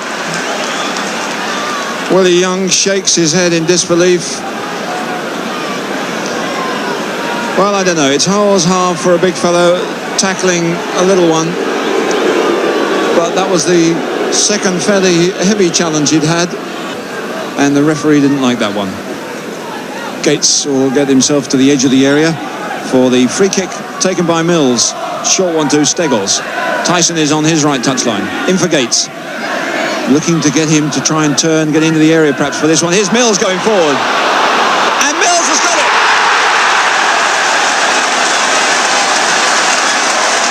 What an extraordinary goal. Unlucky for Pat Jennings, he couldn't possibly have expected that. Mills gets his name on the score sheet. Well, a good run, it deserves something, but it had a little bit of luck as it bounced off his stomach. Pat Jennings was totally wrong-footed, and it just has the strength to get over the line. Mick Mills with his first goal of the season. Ricks, that's a nicely hit ball, but Butcher is in quickly on Sunderland. And a free kick to Arsenal. Well, Arsenal coming forward, but once they get into the penalty area or just outside it, they haven't got much of a spark at the moment.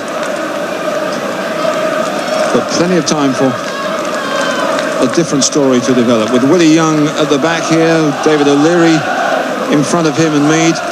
And there's Willie Young leaping, but it was put away by Terry Butcher.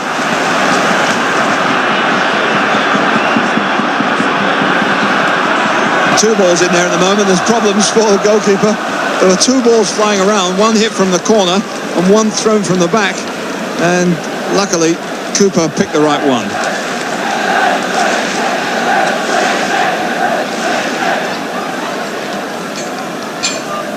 Walk for Mariner. Tyson, Osman supporting. McCall is on the left-hand side. Out there is Muren. Far border control, and he didn't get it right. Davis and Mead. Mead looking strong in possession. Alan Sunderland having a go at Steggles. Sunderland jinking well here. Good effort. That's a fine goal by Sunderland. Well, he showed him one side. He went that way, took it back the other. The gap had opened up, and Sunderland drilled it in. That was an excellent goal. But Kevin Steggles bought a dummy or two here. Go that way, check back the other, and now the target's opened up, and he drove it well. So Alan Sunderland, with his third goal of the season, puts Arsenal back in the game. Butcher, with his last foray forward, brought a goal just before the break, but Arsenal not such easy meat in midfield at the moment as Russell Osman whacks it away. Walk gets onto that one. Paul Mariner. Mariner 4 against 1 really there, and there's a battle and a kicking match between Mariner and Talbot. Gates now is going to get past. Oh, that was brilliant stuff. Gates with no room whatsoever, playing against possibly the best centre-half in Europe, and he wriggles and turns and gets a shot in. But before that, there'd been a bit of kicking and pushing and shoving between Brian Talbot and Paul Mariner, but that's a lovely turn by Gates and a good shot. And it's Arsenal coming forward. Davis. And Russell Osman got in there, but Ipswich are conceding a lot in midfield and they're dropping back, and it's dangerous. Steggles doesn't get there. Ricks might get one here. And in by Raphael Mead. He's offside. Mead was clearly offside, but Ricks had the chance, surely, to have buried that one. I'm sure he intended the shot here as Steggles misses the cross. He's trying to chip it over the goalkeeper's head.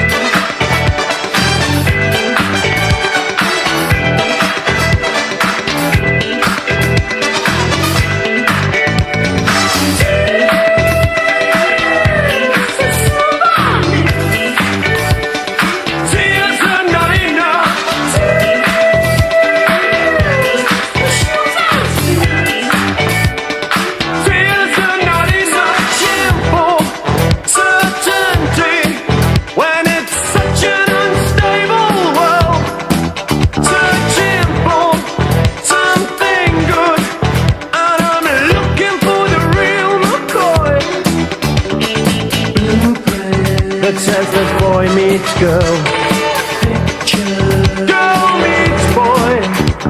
A blueprint that says that the boy meets the girl. Picture in a magazine. Yes, you've shown your feelings. Yes, you've shown your tough. Said things worth believing. Tears are not enough.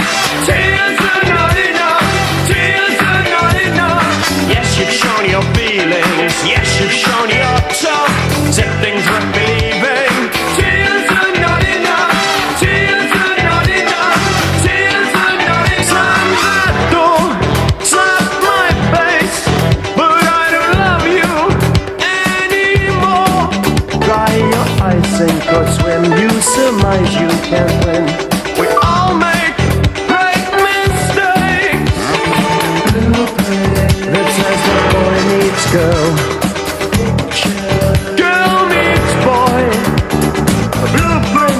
That the boy meets the girl. Picture in a magazine. Yes, you've shown your feelings. Yes, you've shown your tough.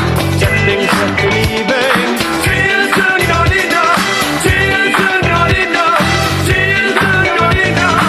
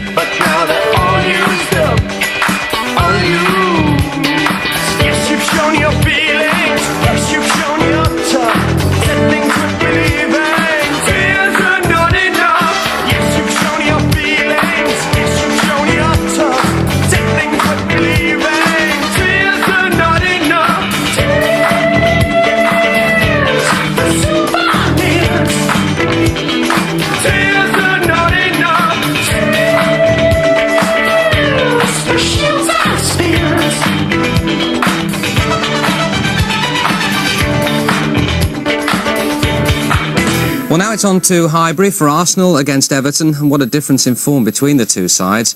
Everton with only 1 point from 4 league games, in contrast to Arsenal's run of 6 successive wins. The game was covered by London Weekend Television, the commentator Brian Moore. So Everton get us going in an all-dark strip of blue, attacking the goal to our left. Arsenal in the white shorts.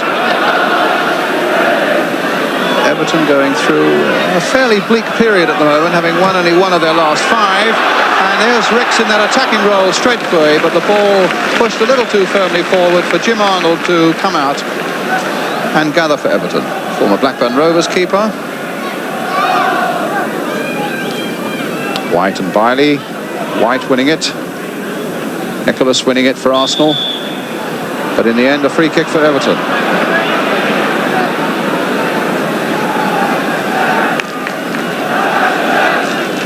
Gary Stevens will take it.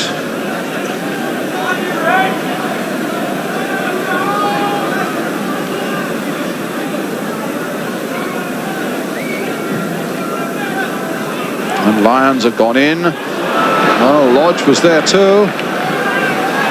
Didn't quite fall for him though. Lyons still in there. And now O'Keefe in a lot of space. This could be interesting indeed. O'Leary's header though. Jennings to the rescue. And what a good throw. The space here for Hollins with Ricks and Sunderland and Davis all up there wanting a bit of the action. Slanted there towards Graham Ricks and headed back by Stevens and causing his goalkeeper a little bit of a problem there for a moment. Hollins driving that cross in there towards Ricks. Stevens with the header and the catch by the keeper.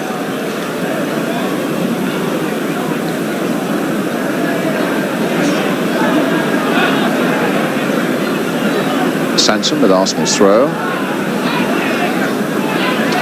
Talbot. Devine. Sunderland. Interesting situation here. Oh! Off the crossbar!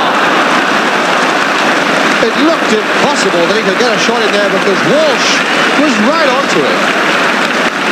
Well, what a turn and a shot that was by Alan Sunderland. Looked to be no danger at all for Everton, but there it is, bouncing off the crossbar.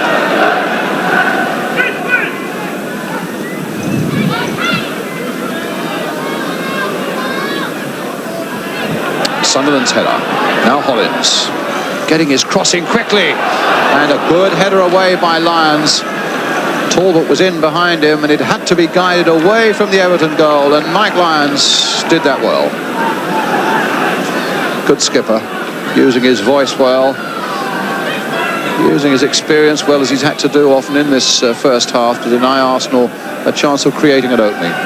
Supported there by Walsh, who gets that one away. Arsenal's throw. Hollins with it. Sunderland. Play for Nicholas. Goal kick.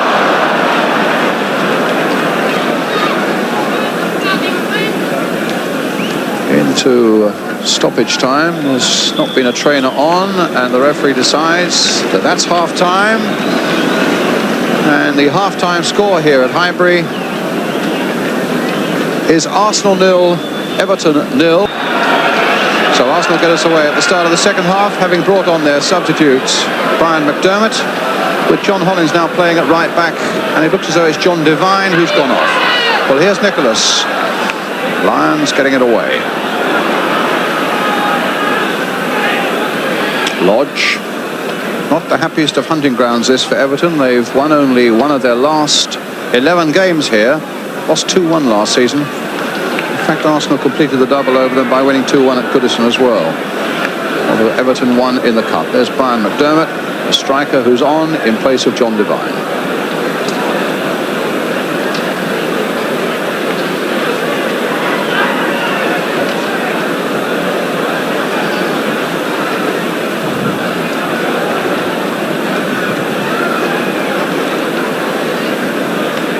I suppose the reason might be they want to pep things up a little bit up front. And Hollins has performed so well as a right back for Arsenal, and it does give them a chance of taking him out of the midfield and bringing on another striker, Brian McDermott.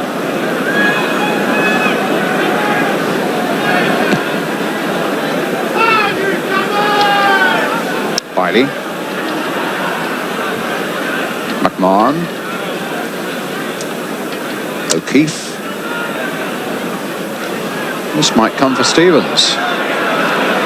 And he's hit it well, and what a good save. Well, Pat Jennings wondered how that really hit him. I mean, Stevens caught it so well. It bounced invitingly for him, and Jennings was at his best.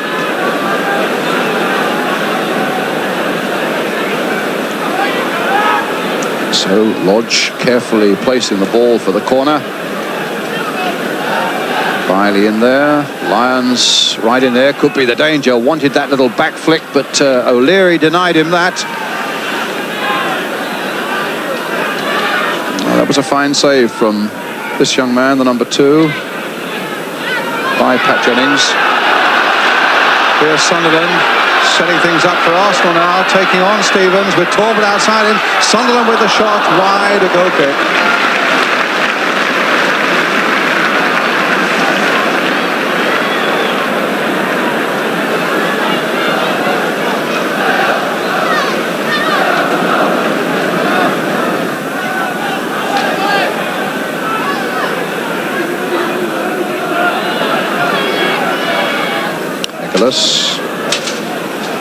Back for O'Leary.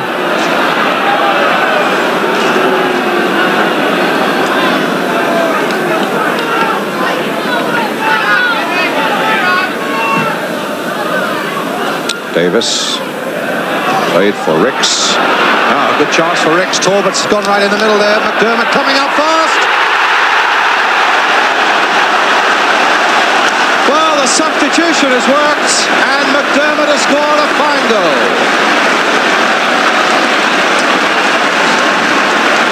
Great run by Ricks, a marvellous cross, a beautifully guided header, and a perfect picture of it all. Arsenal 1, Everton 0. Brian McDermott with 10 minutes of the second half gone. Certainly from the very first whistle there'd be no lack of competitive bite about the game, but every game needs a goal just to lift it, and that's what we've now got. Sunderland, Ricks on that far side now. Well, another cross coming in. Talbot there, but this time Arnold just touching it away. Davis or Sanson, and an offside flag is up against, I imagine, Brian McDermott.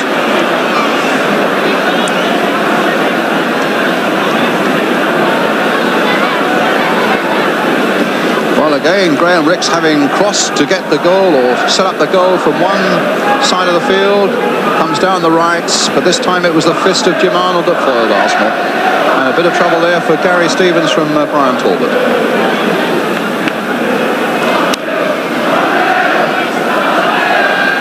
White.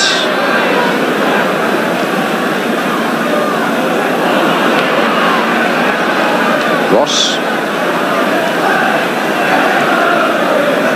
Cut out by Chris White. O'Leary. Well, having conceded only 2 in their last 6. Arsenal are in a pretty mean mood defensively these days. It's going to be tough for Everton.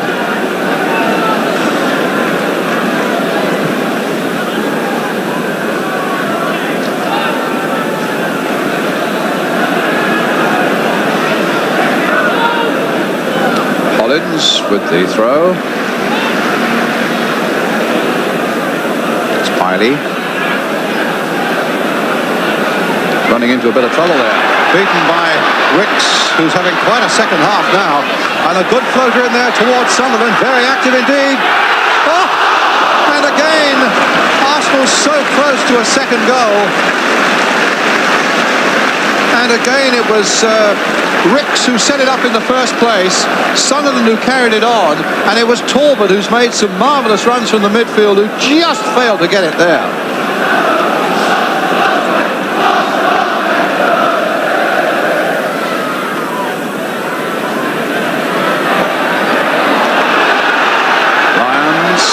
Being pass of the game by Sunderland, and Sunderland getting the better of him there. And nobody from Arsenal could quite get into a scoring position, and Walsh and Ross between them were right in there. But it's a really sprightly start by Arsenal in this second half, with just over a quarter of an hour of it gone. Floated in by McDermott for Talbot, almost a free header. You can be sure Howard Kendall's tossing around in his mind the idea of coming on as a substitute himself. Lodge, and that'll be Jennings.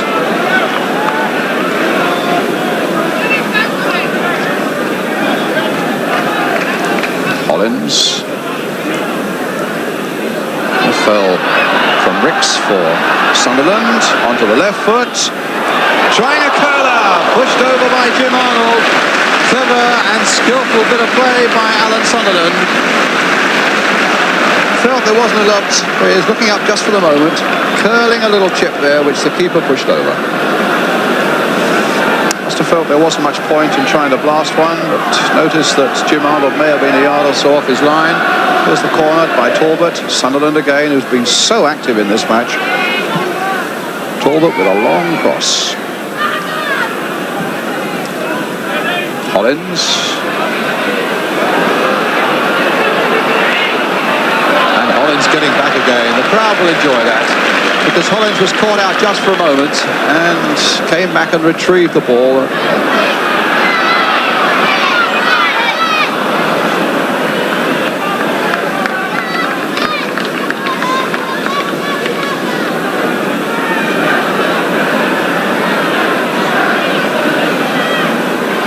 McDermott.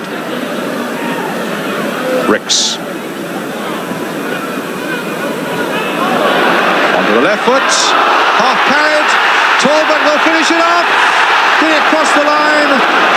No, there was a foul on the keeper, presumably. And Everton get a free kick. Well, let's look at this one from another angle as Ricks plays it in. The keeper half held it, couldn't stop it. Talbot came in. Oh, bodies falling everywhere. The ball may have crossed the line, but it was all academic in the end, because the referee decided there was a foul on the keeper.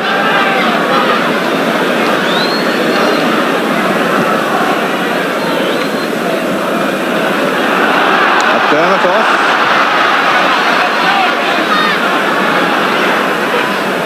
That's a good cross. Again testing the keeper, and the keeper lost it. No foul there.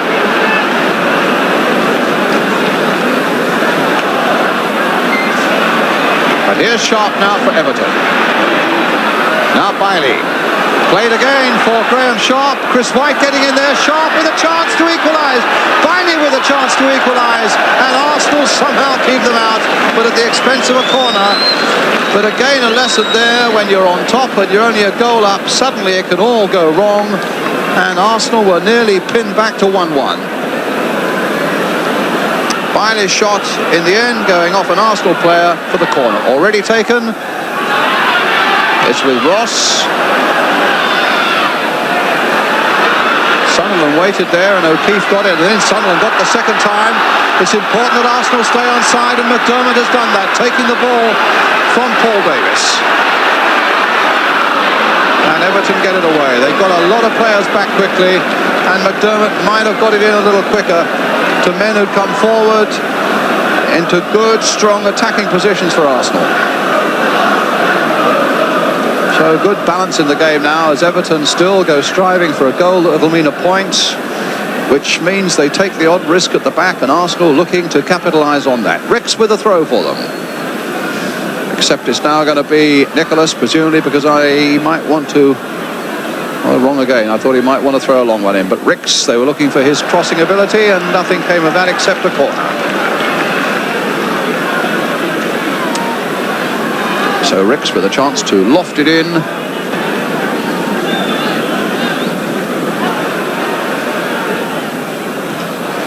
Well, Stevens stooped to get that one away.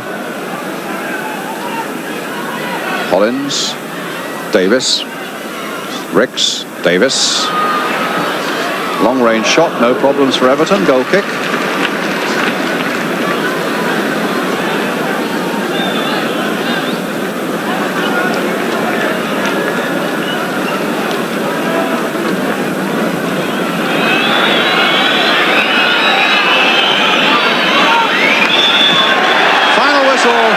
Arsenal won with a goal by Brian McDermott 10 minutes into the second half, fashioned superbly with that cross by Graham Ricks. But let's not forget that it was a marvellous save by Pat Jennings early in the second half that kept Arsenal on an even keel when Everton came for them at the start of this period.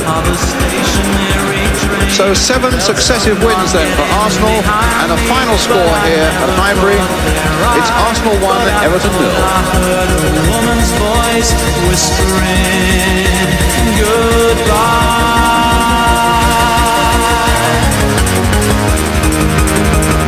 So I lay down in the darkness with the beer and coffee stains, and I stared out at the thunder through the broken window panes. And although the storm was booming like an engine in the sky, I'm sure I heard a woman's voice cry, don't wanna be under your thumb forever.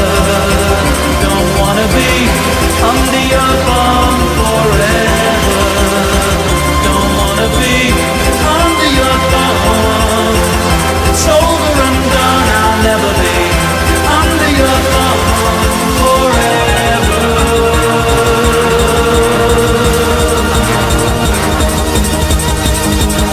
So I wrote myself a cigarette and smoked it on my own.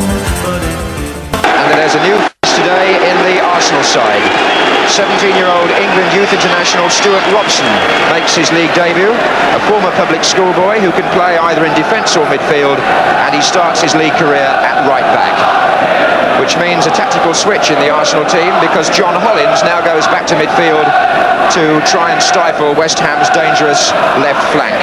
Otherwise, the side is the one which drew with Liverpool in the Football League Cup on Tuesday night. Brian McDermott has dropped down now to substitute. And if Robson wants any advice, he might well ask Paul Allen of West Ham, who was only 17 when he played against Arsenal in the FA Cup final. Referee today is Alf Bray from Great Yarmouth. So before a big crowd on a crisp afternoon in East London, it's the First Division's high-scoring attack, West Ham, against the First Division's tightest defence, Arsenal.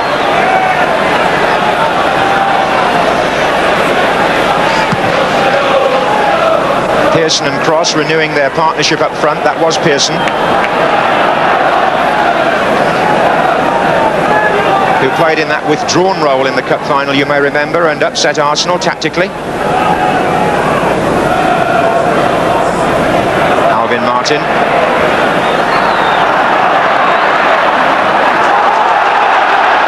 Brooking finding Devonshire. Brooking again. Good position here. David O'Leary, so quick to see the danger.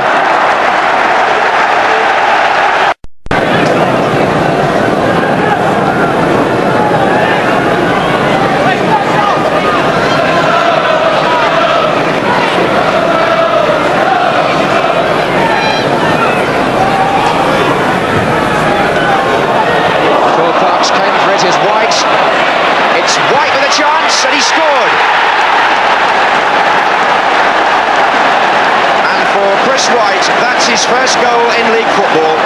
No wonder he's so pleased, and those fans are too. But Phil Parkes will look back on that, and so will the defender who got in his way, and they'll wonder about communication. And that's going to be a free kick to Arsenal, and they are playing some good stuff, there's no doubt about that. Sanson. Tackle was by Ray Stewart, the linesman is flagging.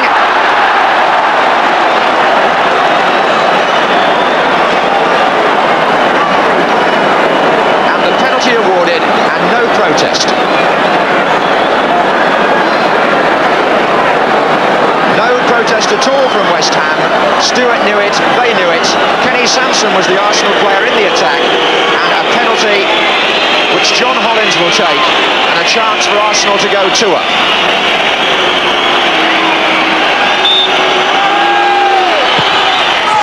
too. John Hollins, since his Chelsea days, always a very reliable striker of the dead ball. And he didn't worry at all about the tension of the moment there. Drove it into the roof of the net. And before West Ham can kick off, the half-time whistle goes. Arsenal...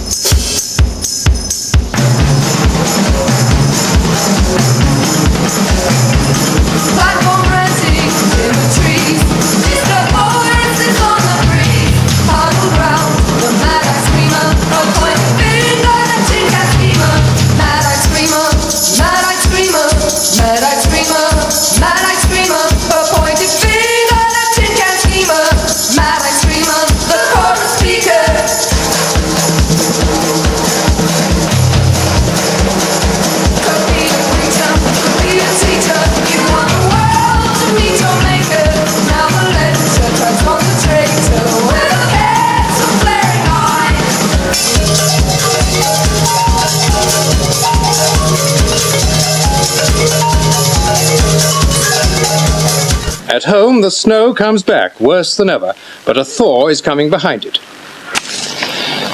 At home, the snow that swept in from the southwest after last night's bitter cold has now covered the entire country. Police fear some motorists may still be trapped in deep snowdrifts on Epsom Downs. They found 18 cars there and rescued 6 people from them. And they're still freeing 300 drivers trapped on a blocked road in Shropshire. Nearly 5 inches of snow had fallen by mid-morning. Though the Met Men had predicted cold weather, the heavy snowfall seemed to take many people by surprise. There were many complaints that roads, especially in the suburbs, had not been gritted, and both the motoring organisations described conditions as treacherous. At one stage, there was a 10-mile queue of traffic stretching back from the M1 at Brent Cross, and by late morning, cars 3 lanes deep were nose to tail from Hendon Way to Swiss Cottage.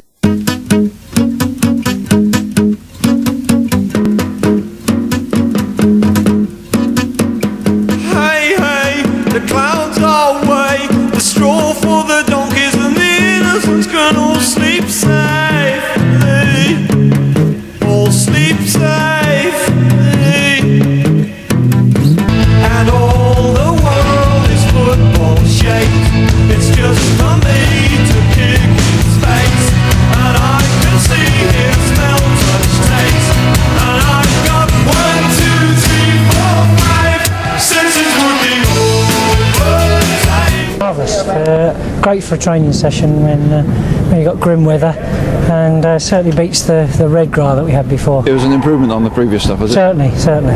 I've enjoyed it actually. This surface that we have could certainly be used inside, outside, anywhere at all, in any climatic conditions, but it's purely a training area for us, and we've looked at obviously all of them, and we felt it was the best for us.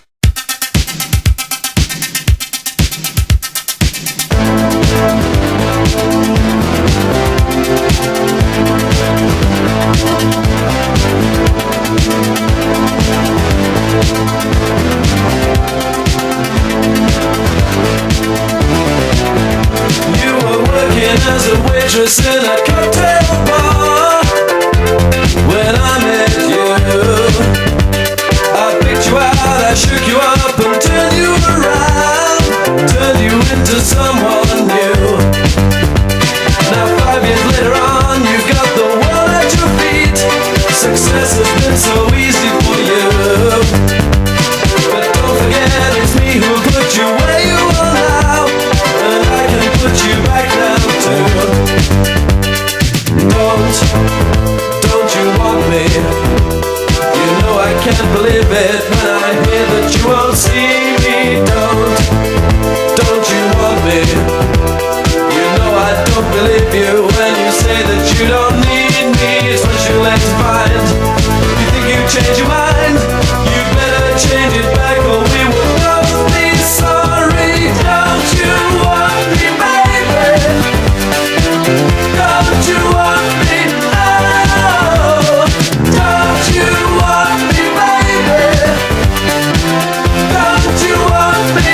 Oh, I was working as a waitress in a cocktail bar. That much is true. But even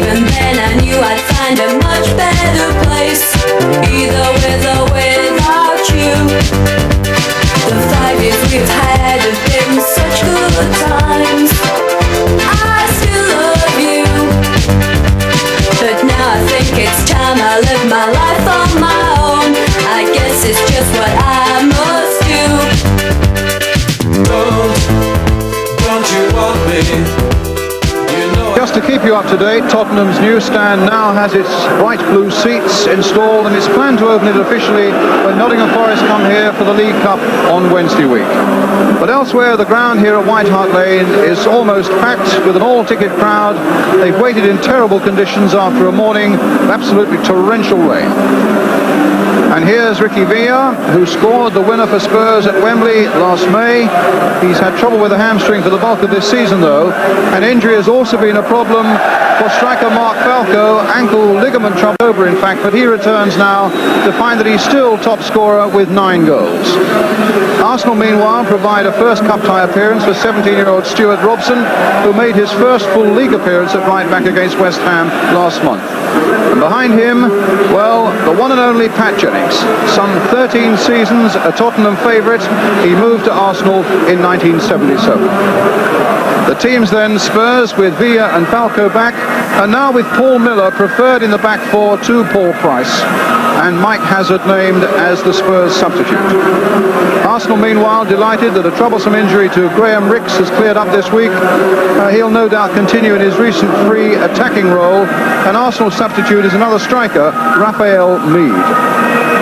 The referee today, it's Neil Midgley from Lancashire, and in the crowd a couple of dozen children from Dr. Bernardo's, who are guests here today of the big match. We invited them to the Spurs-Liverpool game before Christmas as a holiday treat. That was called off. We all hope that they have a great day here with us now. And what a heartwarming start for Pat Jennings in the Arsenal goal, getting a tremendous round of applause from Spurs fans behind that goal. Well, he always was a great favourite here. And now we come to the kickoff, and Arsenal attacking the goal to our left in the dark shirts with white sleeves. It's amazing to think that it's the first time these two great old rivals have met in the FA Cup here at White Hart Lane. In fact, they've only ever been drawn together once in the FA Cup, and that was at Highbury in 1949 when Arsenal won 3-0.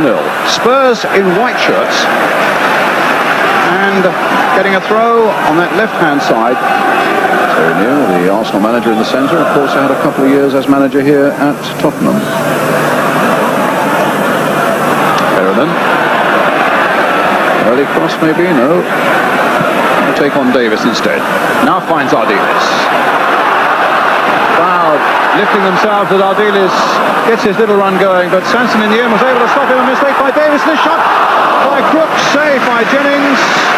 And Paul Davis with an error inside his own penalty area, very nearly costing Arsenal a goal. That's Chris White, but it was Paul Davis who so nearly cost Arsenal dear. But Crooks' shot saved by Jennings.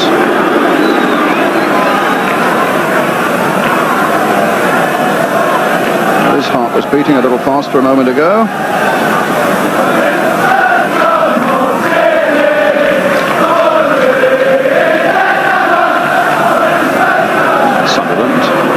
Nicholas.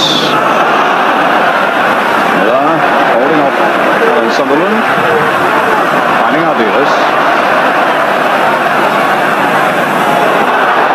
Ricky Villa. Galvin's made a great break down the left for him. Crooks is up alongside him as well. Garth Crooks with against the Arsenal crossbar, a tremendous shot. Arsenal backing away and backing away, and Crooks nearly made them pay the supreme price. Chris White with an acrobatic overhead, and it's all hands to the pump for the moment for Arsenal. They get a free kick now, though. What a tremendous shot by Garth Crooks as Arsenal backed away from him. Jennings beaten, but not the crossbar. Sunderland just turning it on. This might come for Davis. No, Perryman was there first. The challenge was strong, but Perryman was on his feet again quickly, and the referee calling Paul Davis to him. It was a rash rather than a malicious tackle, and the young man being told to calm it down a little bit.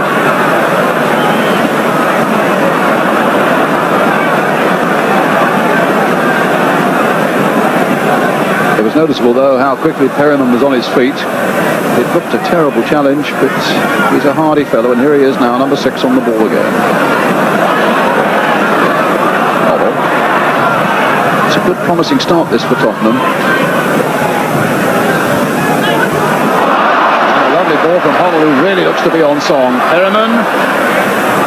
Villa, Ardiles, lost himself a little bit but found his compatriot. Hoddle, who seems to be able to find anybody with ease at the moment. Ardiles, Crooks, and a shot. Oh! A terrible mistake by Jennings! Can't believe it! Crooks can't believe it either. And you can be sure Pat Jennings can't. He puts his hands out. How on earth did that happen? The old Tottenham favourite holds his head in his hands as Crooks shot. Well, look at that. Through those gloved hands, gently reaching the back of the net, but only just. And Spurs go into the lead with probably the most astonishing goal that Pat Jennings has ever had scored against him. Just can't believe it. Well, you need to look at it again just to believe it. Well, Pat.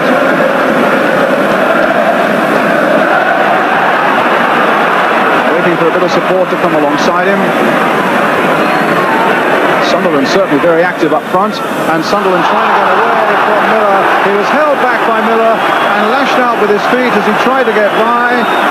6 of one, a half a dozen of the other without any doubt at all. Miller, the first offender, bodily pulling Sunderland back. And Sunderland wasn't very wise in lashing out.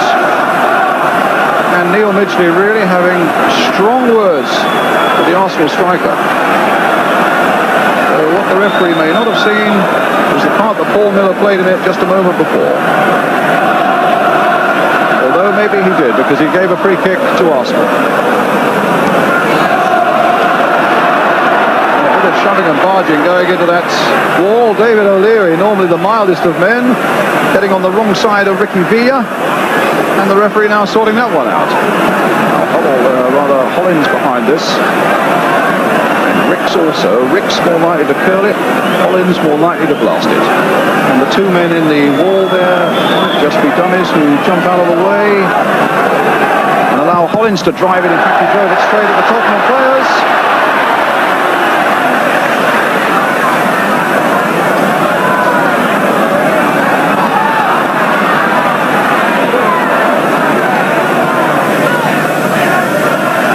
A little ducking header there on for Graham Ricks under that favoured left foot. No, Ricks claims to hit the arm of the Spurs defender. The referee didn't want to know. And Hoddle now trying to get Crooks on his way again. Can this be number 2? It must be for Crooks. No, he can't quite make it. Bad luck for him. A tremendous breakthrough. And he's lifted it over Pat Jennings. It looked for a moment as though the angle might be just right for him to add the last formal touch. It wasn't to be. What a ball again from Hoddle. And Crooks, who has looked so sharp and piercing in every run he's made, but that time the agony as well. Now Paul Davis, possibly a chance for Arsenal to break away right on the stroke of half-time, but Davis has judged his pass, and here are Spurs with Hoddle. For Crooks. Oh, against the post! Twice he's hit the woodwork in this first half, as well as scoring.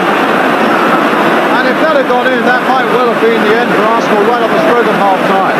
Could hardly have been closer. Crooks, having beaten Jennings, hits the post, back across the 6-yard area, and Jennings gathers it with lead.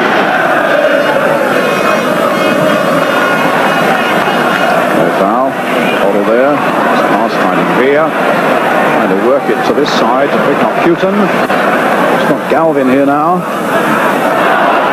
So Galvin going all the way, using his strength well, and Hollins brings him down, looks apprehensively for a moment there towards the linesman and the referee. Although the crowd were howling for a penalty, neither of the officials gave any indication that was what was in their mind. Falco. That's Talbot. Now Hollins. Little look up to see what's available, and in fairness there wasn't much on for it. But here's Sunderland making a good run from the back for Arsenal, and a chance for Alan Sunderland. And Spurs for a moment were caught wide open at the back as Sunderland, Davis and Ricks were all charging in there. And I thought for a moment the ball had fallen for Sunderland. At that moment there, but it just went away and Spurs scrambled it clear. Certainly that close shave was enough to inspire Arsenal fans and in turn to get the Spurs fans behind their team. As Falco finds Galvin. And a free kick given against John Hollins and Arsenal to Tottenham. It'll be our dealers with it. They'll one deep towards Falco. Well, Falco's great gift of being where it matters on the end of goal-scoring possibilities was almost shown to good effect there. A good floated free kick from our dealers. And look how close. Hollins with the throw. Sunderland. Our dealers. Funnel. A right foot shot perhaps. Just over. Reining in their shots from long range whenever it's possible, Tottenham. And Arsenal still at the moment cannot find a really worthwhile challenging attack. Hoddle just too high there. Robson. Getting the better of Hoddle. Now taking on our dealers. All falling for Sunderland. Talbot was in there too. And a foul given against Roberts for his challenge on Brian Talbot. And Arsenal now get a free kick about 28, 29, 30 yards out.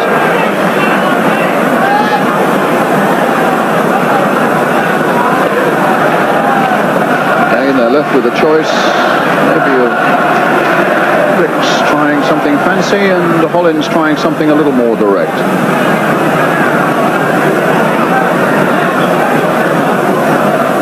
Hollins runs over it, Ricks curls it, and Clements forced to save it. That would have just crept in by the far post. But obviously the Tottenham wall had been lined up well. Clements knew the area that he had to look after.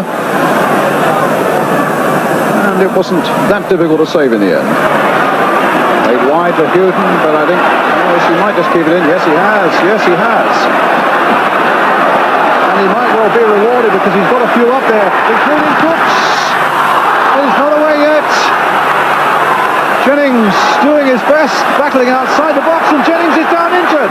Now what happens? As Crooks turns it in, Arsenal want to get it away and surely want to get it out of play. It's not out of play yet. Jennings is still down. It's in Spurs' interest to keep the ball in play.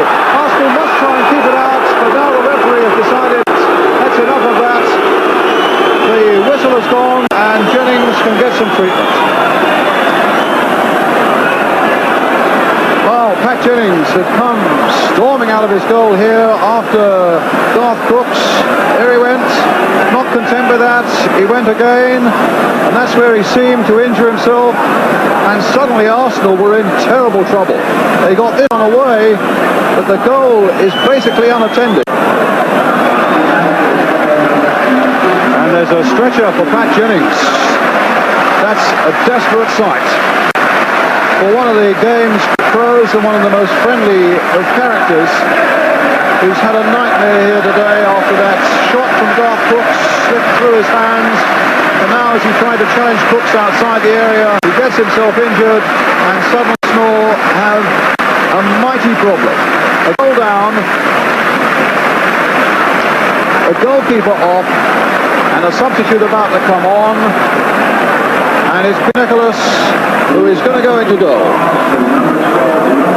Cup tie against Spurs with Pat Jennings in obviously a lot of pain, hobbling out of this game and getting a tremendous round of applause, it has to be said, from the Arsenal fans. You look at them behind that goal, that's the measure of the respect they have for the man. Maybe his mistake will cost him a cup tie. Maybe they also remember the many games that he's won for them with some brilliant people. It's all Spurs now. Houghton leading by a goal to nil. Hoddle crossed in once more. Crooks!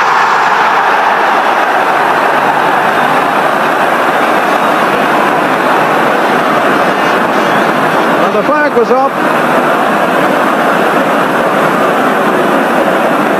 as Crooks with a bullet header. In fact, it never went into the goal. Well, that's an optical illusion for you. That's amazing. From this angle, it looked as though it was nestling in the back of the goal.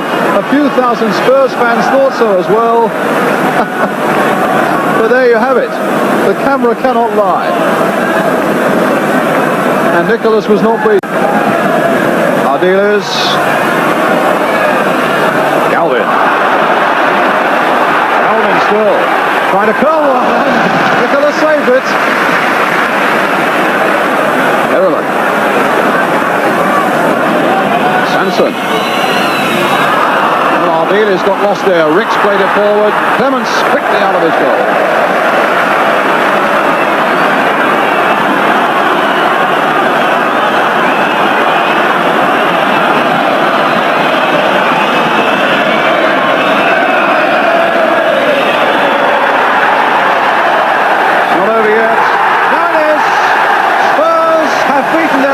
The goal by Garth Crooks in the first half that crept through the arms and the hands of Pat Jennings. The holders go through to round 4. Their supporters are jubilant, not only with a cup tie victory but against the oldest of enemies. Sporting gestures there from the Arsenal skipper David O'Leary and young Stuart Robson. The game played in a good spirit, by no means a classic, but for Tottenham, the best possible result. A nightmare for Pat Jennings, his mistake led to the only goal, and then finds himself carried off with what looked to be a thigh injury some 10 minutes from the end. Final score then at White Hart Lane in this third round FA Cup tie. It's Spurs 1, Arsenal 0.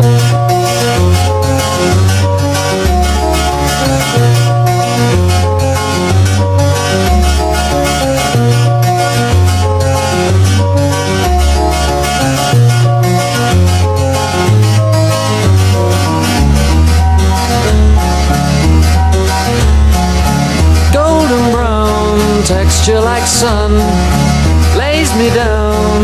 With my mind she runs throughout the night. No need to fight, never a frown. With golden brown, every time just like the last. On her ship tied to the mast, to distant lands, takes both my hands. Never a frown, with golden brown.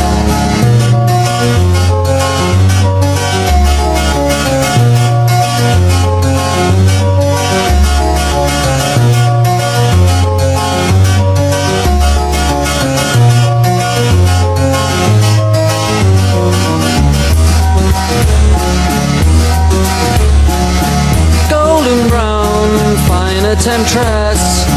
Through the ages she's heading west. From far away, stays for a day. Never a frown, with golden brown.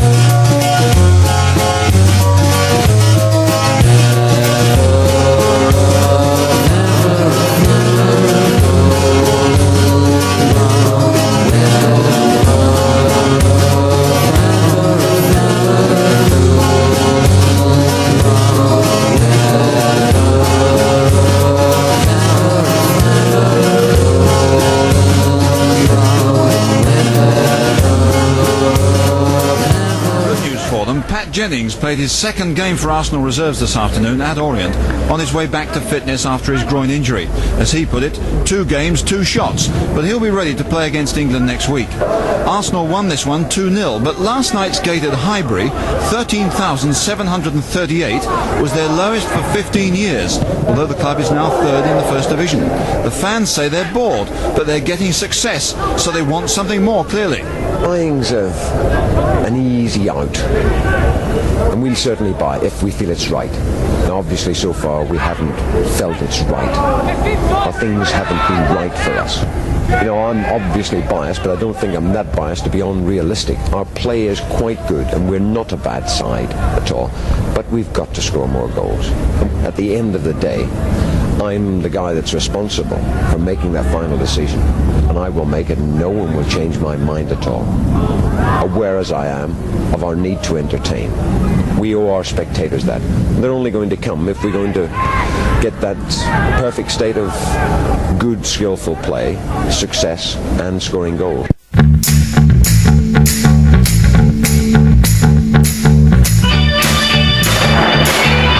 Gates almost everywhere else are dwindling.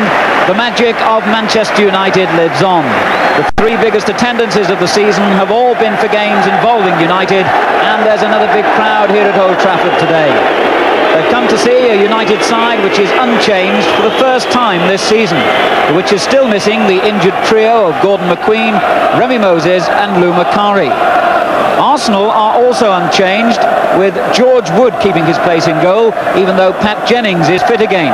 Arsenal have lost only once in their last 13 league games, but their scoring record is dismal, and they badly missed Frank Stapleton, who's become United's leading scorer since moving from Highbury to Old Trafford in the summer, while Arsenal have tried no fewer than 6 different players in Stapleton's old position, the latest, Paul Vasson, who actually started the season as first choice. Today's referee, Mr. Trelford Mills of Barnsley, and it'll be Manchester United in the darker shirts who'll kick off, attacking the goal to our left, having dropped only 2 points here at Old Trafford in the last 4 months. While Arsenal are playing much better away than at home these days, let's just hope that the game is as entertaining as it is important. Quite a soft surface, so no excuse about the conditions. An early ball played into Basson, the free kick conceded by Martin Buchan, recently replaced as skipper of Manchester United by Ray Wilkins. David O'Leary with the kick for Arsenal. Looking for Sunderland, but easily cleared again by Buchan. This is Ricks, and now Hollins. Ricks, an intelligent through ball, and certainly Davis was onside, and the effort from all of 30 yards never really carried any threat to Bailey, but it was an intelligent through ball, and with Manchester United trying to push forward and play Davis offside, the ploy didn't work. Birtles, good header, and O'Leary an even better one. Nicholas getting back. Intricate, accurate by Arsenal in front of their own 18-yard line. Good ball that by Vasson. Hollins did well to keep it in play too, and it came off Robson, so it'll be a corner if it goes. And good covering by Duxbury to make sure it didn't. Still a throw in though.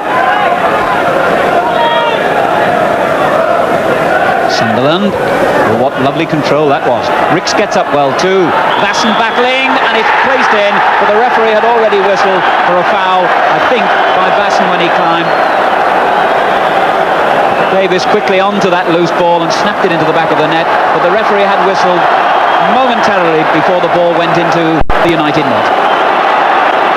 And Wilkins leads the counter charge. Here's Stapleton finding Birtles. Well, Hollins for the second time in these opening minutes in the right place at the right time. Birtles and Stapleton combining well. And here's Birtles again. Alveston. Good looking ball that. Hoppel sneaks in, it doesn't reach him, and White gets it clear, and the referee had given the free kick anyway. Well, an interesting few seconds of football there with John Hollins in the perfect position for a defender to get that ball away as it came dangerously in from that counter-attack, which had followed the ball ending up in United's net for a goal that was disallowed. Vasson, Moran right behind him. He kept it in. Sansom. Collins way over on the far side, screaming for the ball, and gets it via ribs. Vasson the target here, and a good header, Nicholas, and it came off Buchan, and Bailey had to give away the corner. Well, a series of errors then. A good cross that started it all, but as Buchan battled for the ball, Vasson, who got up well with the header, created the real danger, and Bailey in the end came and conceded the corner. Arsenal's first corner of the game then, around about midway through this first half. Bailey. Never any doubt that was his.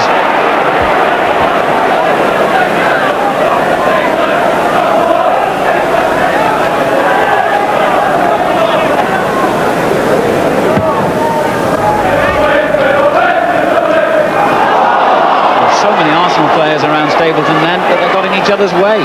Here's Wilkins. Robson. Good ball. Alveston. 4 inside that Arsenal box. Wood came and spectacularly got it well. Well, not only did he have the cross to deal with then, George Wood, but he had to deal with Kenny Sansom, his own defender, standing in what for him was the wrong place. But Wood coped admirably.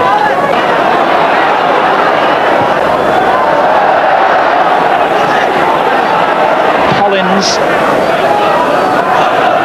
And Buchan read that from yards back.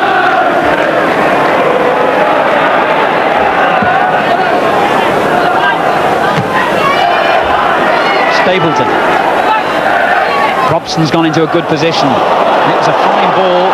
O'Leary got the touch on, but Robson's still going, and again Wood shows lightning reactions. Well, Robson was so close to a telling opening then, but George Wood had really shown lightning speed off his line to collect that through ball. The end of the first half, disappointing really. Neither goalkeeper seriously involved. Two sides, obviously, as they say, with a lot of respect for each other. Let's hope they open it out a little bit more in the second half to give us some goals. Half-time score, Manchester United 0, Arsenal 0. Well, United's manager Ron Atkinson pleased with their form at Old Trafford this season, but says he would like to see them score more goals here. I wonder if those goals are to come in the second half. Arsenal gets underway again, now attacking the goal to our left. It was 0-0 in the corresponding game here last season. Also a goalless draw when they met at Highbury earlier in the season. So, dare we say, we're overdue a goal. White's header. Turned forward by Duxbury. Well, White then seemed to hesitate really fakely, but the offside whistle did sound.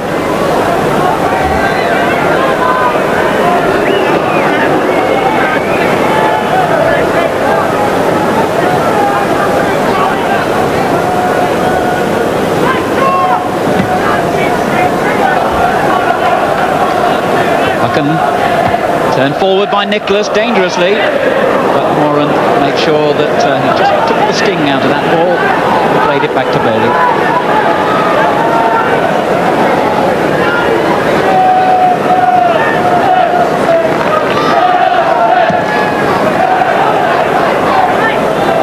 Over Stapleton's head, but Robson is behind him, and here's Gary Birtles. Can he get a shot on target? So close. Well, that was strange, that, because Stapleton climbed for the ball initially. It went over his head to Robson, who played it through, and Birtles pulled his shot so close. It got a deflection on the way. That's a corner. So a bright start to the second half, and the nearest we've come to a goal in the whole game. Rick's in the right place to get the corner away, but Birtles applies the pressure again. Duxbury's missed kick.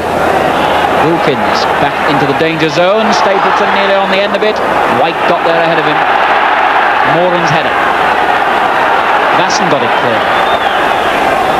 Gidman. Here's Coffey.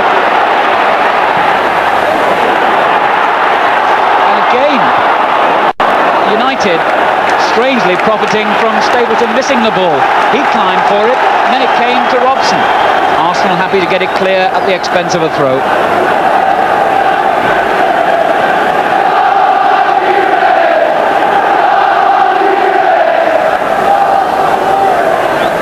Olbiston. Robson. Oh, that was a good turn, and he is furious, claiming that Nicholas brought him down. But the referee has pointed very firmly for a goal kick. The ball played in. It was a superb turn by Robson. He went down under pressure from that tackle by Nicholas. Was it a foul? Judge for yourself. The referee says no.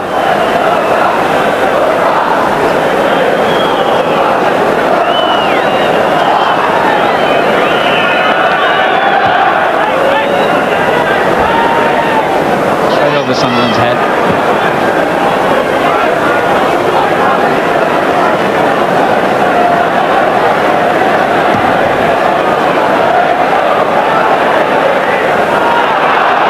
Birtles was, I think, being leaned on then by David O'Leary. So that'll be a free kick to Manchester United. We've certainly started this second half brightly. Wilkins finding Gidney. Koppel.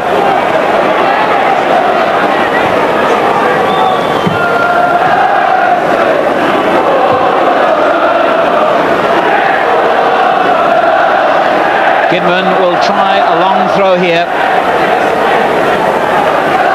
Birtles the target. Came off White's head to Koppel. Wilkins. Good skill. Stapleton. Collins did well. It comes to Robson though. The deflection takes it to Birtles. And that's a corner. Well, Robson really did well then in that build-up. As the cross came over to the far post, Birtles climbed, the header was deflected for another United corner. Koppel to take it. Wood stretches and does well. His handling of the ball has been quite immaculate, George Wood. No wonder that Terry Hill has decided to leave him in the side, and he'll be hoping for an extended run to press his claim for a place in the Scottish 22 for Spain. Sansom. Good header by Moran, although it's dropped straight at Talbot's feet. Vasson. Moran again. Wilkins. Oh, what beautiful football. And then he scores it all by giving it straight to Sansom. Would you believe it? Sunderland. Talbot. Good block by Duxbury. Kidman. Here's Koppel.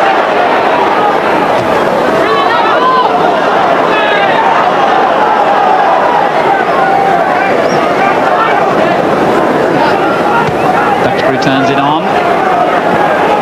Further on from Stapleton, and now Birtles. Stapleton again. Good ball. Olbiston. Oh, that was intelligent. Birtles. Stapleton the target on the far post, and he nods it back to Wood. Makes a good save. It comes to Koppel. Sansom blocks it, and in the end O'Leary lashes it clear. Two players lying injured, two shots that could have gone on target. Wood made a good save, and in the end the referee will stop play to allow treatment. But what an incredible incident that was, with United so close to a goal. And George Wood made a splendid save, and then two of his defenders were in the right place at the right time to clear the loose ball. Robson. Good looking cross, although perhaps too strongly hit, and it was by Olbiston.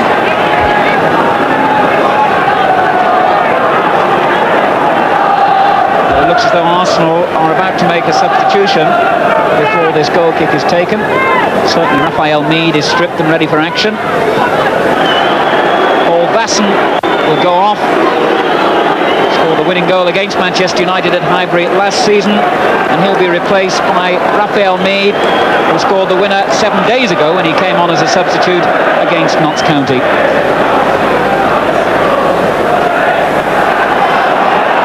Moran.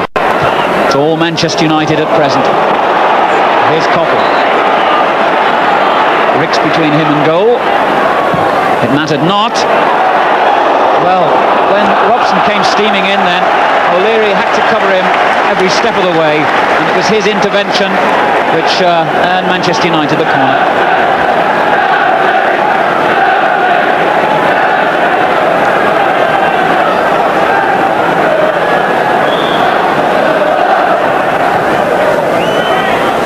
Good header away. Ulverston shot! Well. It looked for a moment as though Wood had got a fingertip to that, but a goal kick has been given. So that magnificent shot by Arthur Ulverston, left-footed from all of 20, possibly 25 yards, dipped just over the Arsenal crossbar.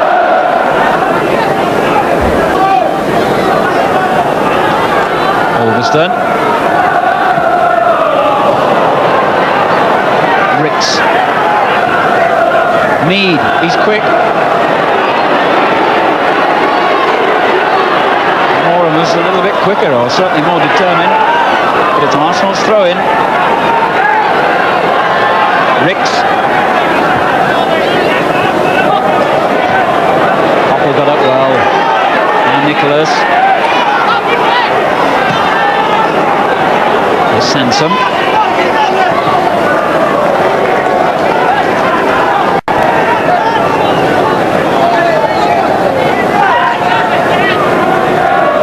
Sansom again. Dangerous looking ball act, and Bailey stretched.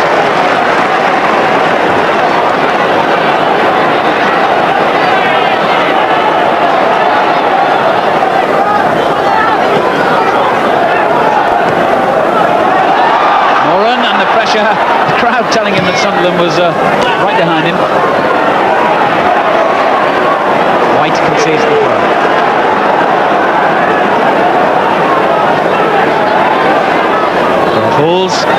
Koppel driven in and deflected off a defender, and Wood made a magnificent save. Driven in by Koppel, deflected off the defender, and Wood, who must have thought it was going one way, reacted remarkably well to push it around the post for a corner.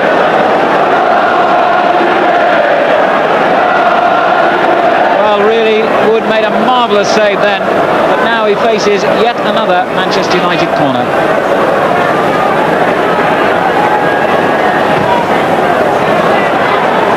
Leary getting up with Moran. Duxbury's shot well off target. But really, when Koppel lined up for that shot, Wood was following the flight of the ball one way, and then when it was deflected, he had to suddenly change direction, and that save was absolutely vital.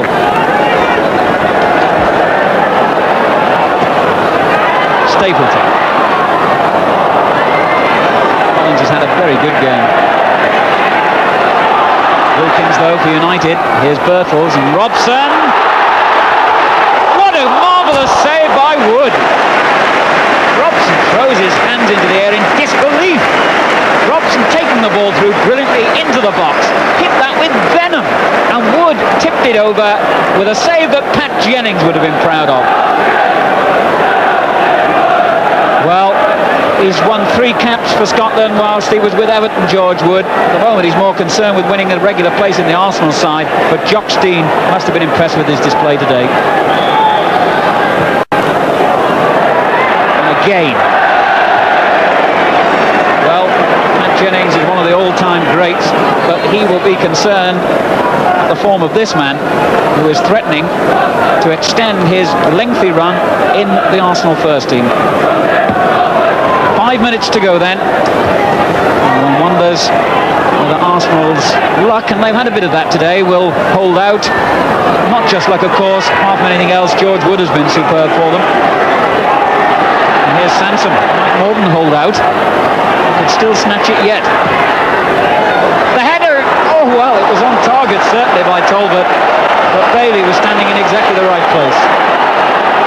Sansom going down the left well, crossed, and Talbot arrived from nowhere, but headed it straight at Bailey.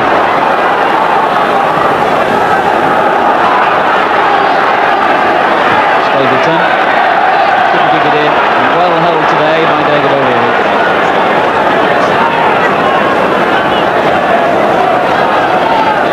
Sunderland. The referee has looked at his watch. Whistle. Boos from the crowd, although you couldn't particularly accuse Arsenal of not having gone forward today. Handshakes from the respective United benches, and this man, more than any on the field, the reason why we ended goalless. George Wood made several superb saves, must have impressed an Irishman, his manager Terry Neal, certainly impressed a Scotsman, Jock Stein, with a view to Spain and the Scottish 22, would have impressed a heck of a lot of Englishmen as well with that display. The players leave the field, the crowd just short of 45,000. The final score, Manchester United 0, Arsenal. Please don't stop saying that, or I'll stop believing you. If I stop believing you, I'll know that this party feels too. And what if this party feels too? The alcohol loves you while turning you blue. You went from here, from closer to near. Like me.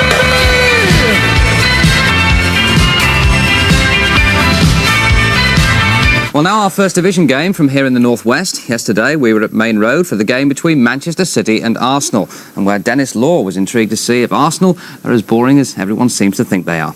Anyway, his verdict afterwards, your commentator is Martin Tyler. John Ryan is relishing the taste of First Division football again at the age of 34. Signed on a free transfer from Sheffield United 2 months ago, today he faces the club with which he started his professional career.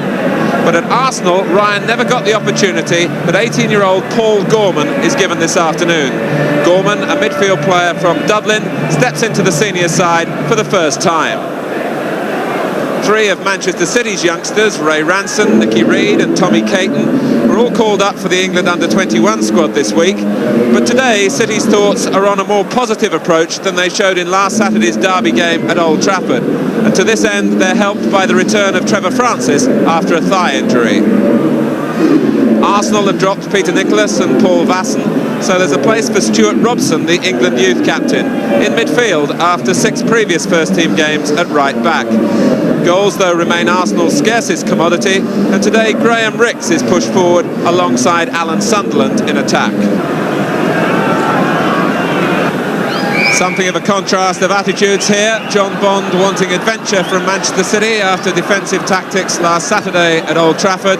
Terry Neal, on the other hand, has called for more discipline from his Arsenal side after a less organised performance against Swansea last weekend.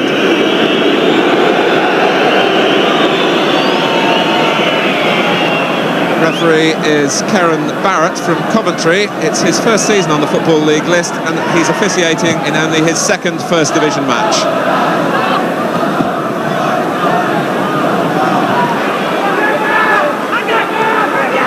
Space for Reed. Hartford. Now Ryan, with Ranson darting outside him. Ryan chooses to go forward himself. Look for Francis. Tackle, got the ball from Brian Talbot. There's no doubt about that. It's only a crowd reaction. Even suggested a foul.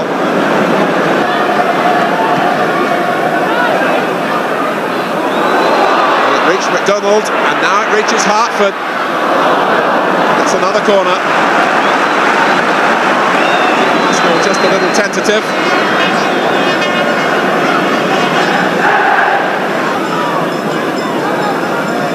Ryan will take the corner and try to swing it in. Wood is stretched initially as though he wouldn't reach it at all, but managed to pour it away.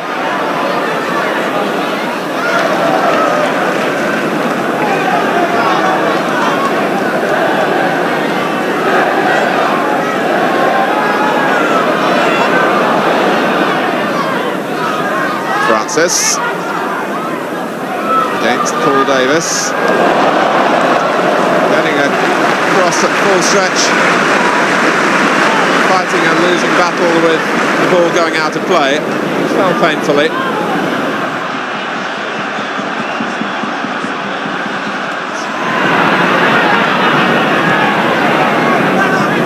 Sansom, Talbot's touch, helped on by Rix, and Sansom's got behind Ranson, and Corrigan off his line.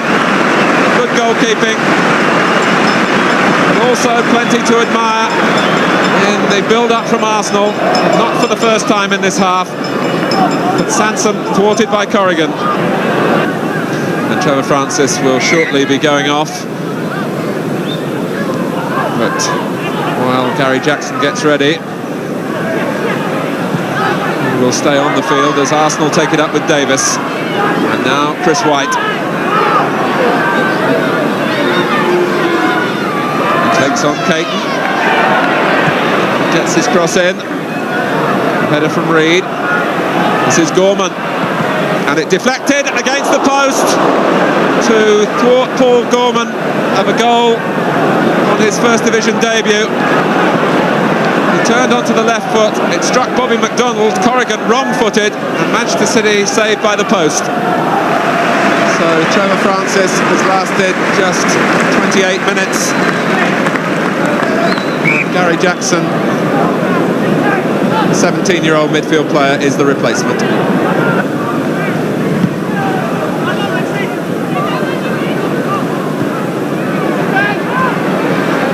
Ranson.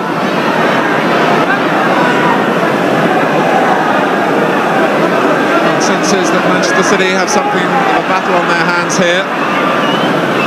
Their playing resources already stretched before the game, further depleted by the injury to Francis. And Arsenal go forward with Gorman. And it was touched away. Brought in to inject a little bit more goal-scoring attitude in midfield, Paul Gorman, and forced the save from Corrigan. Both central defenders are forward for Arsenal at this corner. And O'Leary in the end had to use a hand as the ball was curving out. And that's the last act of the first half, in which the more cohesive football has come from Arsenal. And Paul Gorman can look back with some satisfaction on his first 45 minutes in the First Division, with a shot that was deflected onto the post and another that forced a fine save from Joe Corrigan. But at half-time at Main Road, it's Manchester City 0, Arsenal 0. No goals then in the first 45 minutes. Manchester City, in fact, haven't beaten Arsenal in any of the last 10 meetings between the two clubs. The last person to score the winning goal, in fact, in October '77 was Dennis Stewart, of course on the injured list at the moment. Ranson on the charge again. A better cross this time. Power! And Wood had to make the save in the end. He was a little slow moving to it, perhaps uncertain as to whether the ball was passing wide. Ray Ranson, serving his side's cause again well here. Power's header, Wood stretched to save. Ryan will take the corner.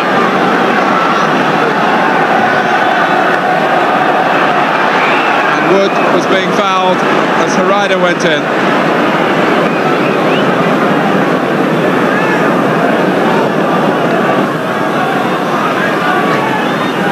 Here's Ricks taking on Hartford and beating him, and Corrigan dropping to his left to hold the shot from Ricks. There's always the possibility of the shooting chance once he'd slipped Hartford.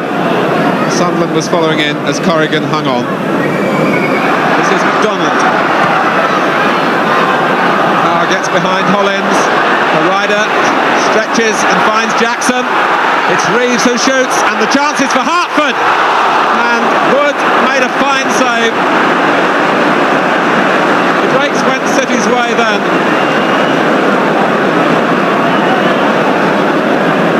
First Power, then Harida here. Jackson's touch deceived Davis. Reeves had a shot that fell perfectly for Hartford, but Wood blocked it. Crowd of just over 30,000 today, still hoping to see a goal for their money. Hartford lost out to Robson, two ahead of him. Sunderland and Ricks. Here is Ricks.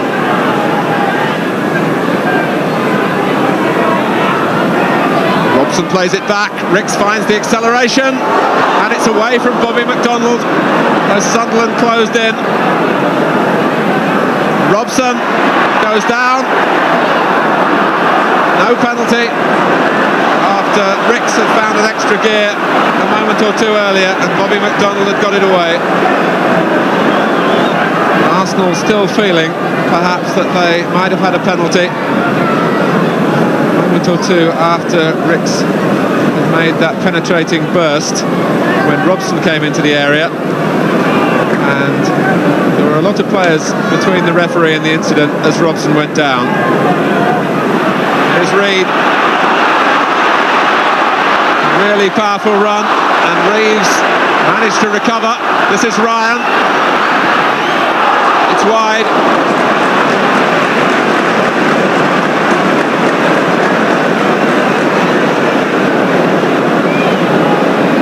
Paul Davis wanting to come back on, but Nicky Reid powering through from his own half, trying something different to inject a goal into Manchester City's performance, and it ended with Ryan's final shot off target.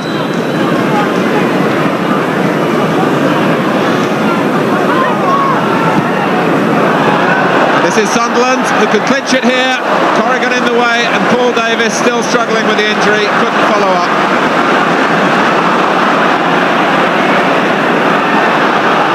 Here's Sunderland once more. Sansom, Davis, and Corrigan with an easier job then.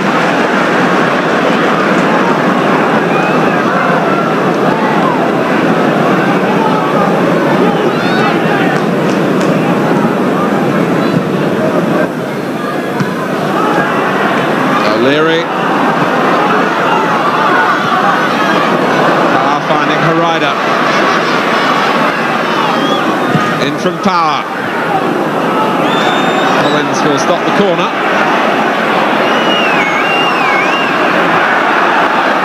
Gives it straight to McDonald. And all City get is a throw inside the final 10 minutes.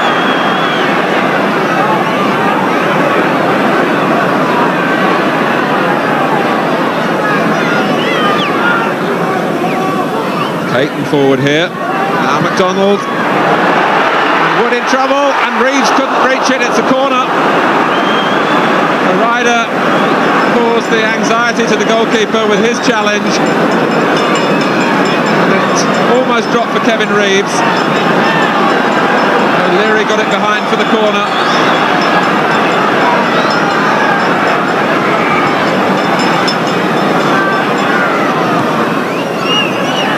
Caton split, McDonald, and it was away from Sanson. Jackson tries to drive it back, and Paul Davis got in the way.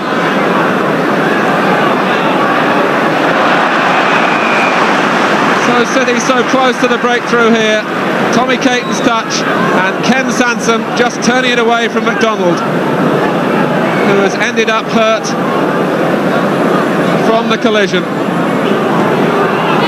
As we look again, McDonald coming in, and Sansom's elbow caught him in the face.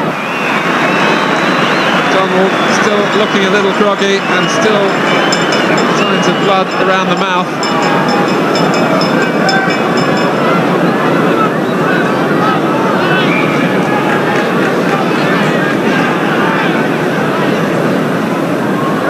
Sunderland, this is Davis.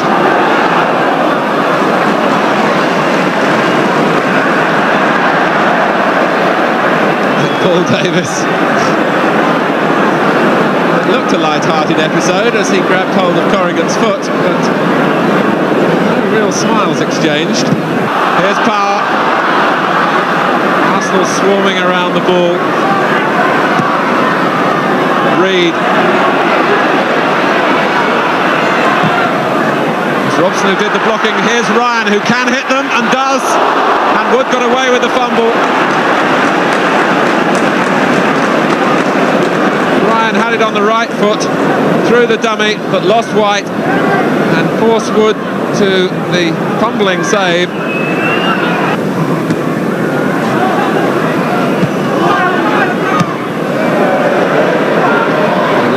Watches it drop off the roof of the stand. It's McDonald. Ryan coming in. It's a solid header too, that deserved to set something up. More colleagues arriving as Ryan takes the corner. Caton, and McDonald hit the post.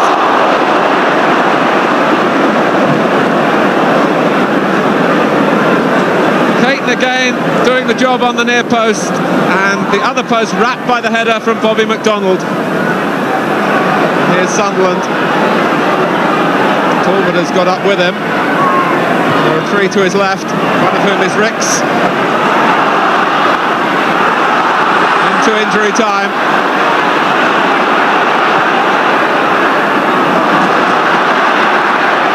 A rider. Collins header out. Gorman gets it to safety.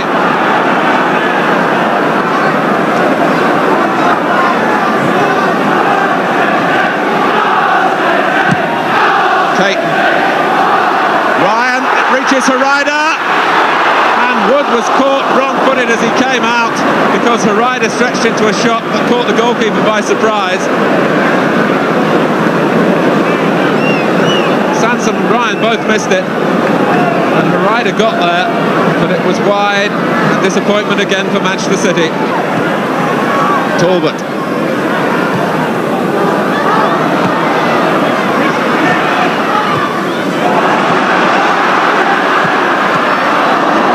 Finding their best form in the final stages.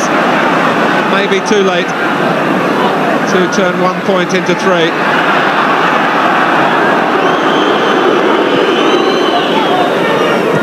Talbot.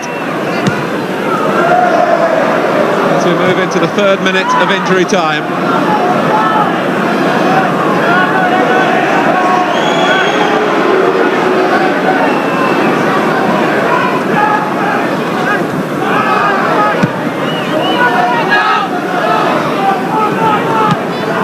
Ricks played a pass unaware that Sunderland had lost his footing.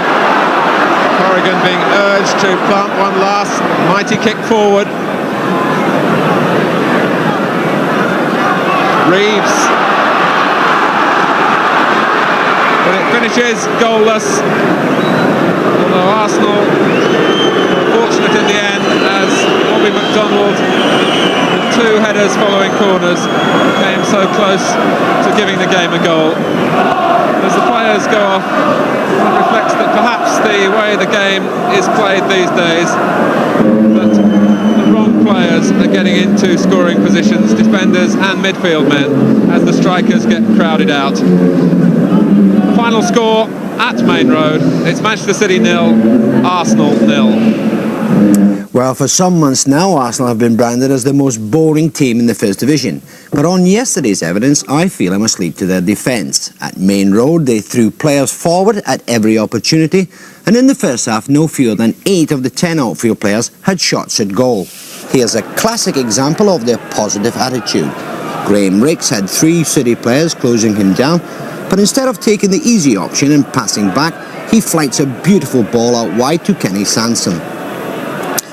In fact, Sansom impressed me a great deal with his willingness to go forward down the left. As did Chris White, who had a marvellous game at the centre of the defence.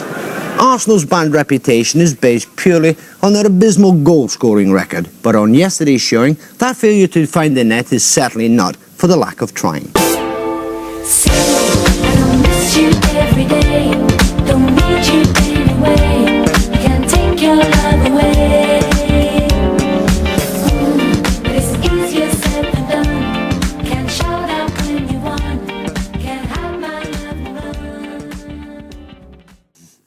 Well, for our second match, we go to Highbury, where Arsenal, playing Ipswich, are in the strange position of being championship challengers, but still currently out of favour with some of their supporters. They can win matches, but surplus goals seem to elude them. Commentator Barry Davies sought the views of some Arsenal fans about this problem just before the kick-off.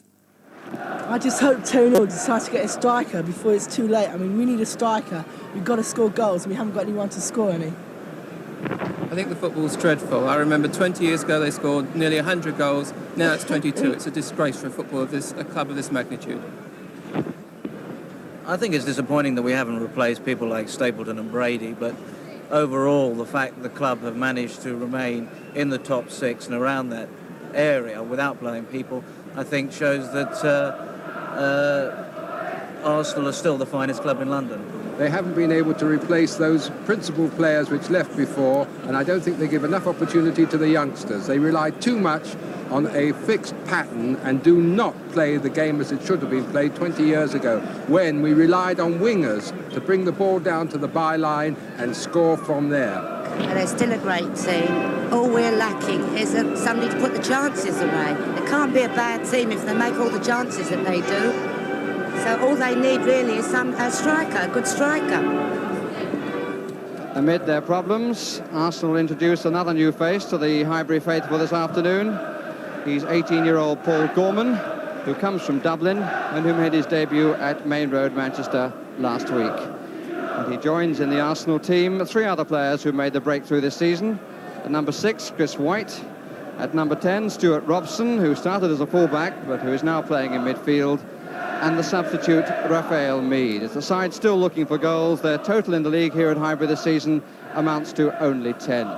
They're unchanged, and so are Ipswich Town, having gone back to winning ways against Everton last Saturday. But now joining friends Tyson, Terry Butcher and Paul Mariner on the injured list is now the goalkeeper Paul Cooper. So Laurie Civil gets another opportunity. There's quite a wind blowing, and it's blowing from left to right. And it's Ipswich wearing white shirts who are playing into that wind in the first half. Here's George Burley. First header for the Arsenal skipper, David O'Leary. Graham Ricks, these days playing well forward. Paul Davis making the run. And a goal kick. And the referee this afternoon is Tom Bune of Cranley in Surrey.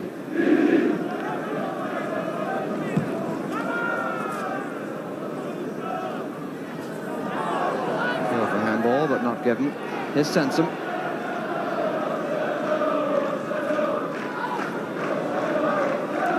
Davis.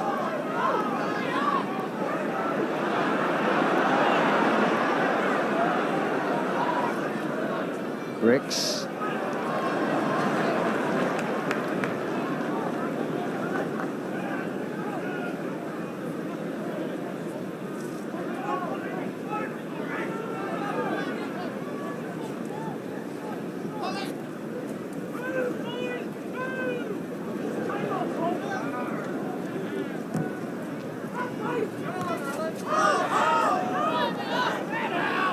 Robson.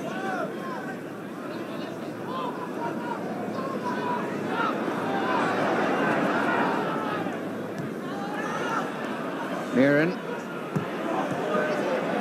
Solid play by Hollins. And here's Sunderland. And McCall let it go. And Robson puts it in.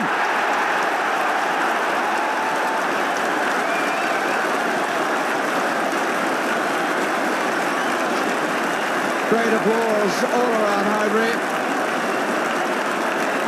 Sunderland doing the work after McCall and Civil had not communicated,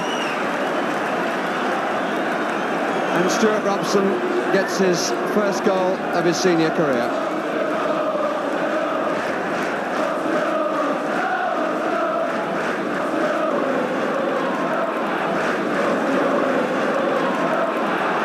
Davis.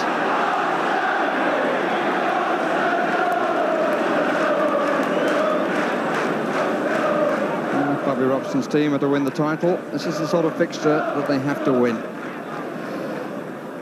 Sunderland. And Muren's header. Again, the back player somewhat indecisive, but handball by Stuart Robson.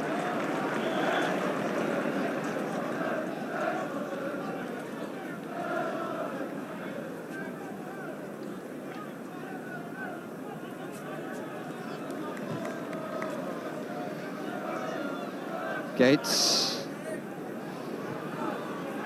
And White struggling. Brazil forced wide by Hollins. And Brazil denied by John Hollins, who forced him away on his left foot and forced him to the point where he couldn't pull the ball back. Good play by an experienced player.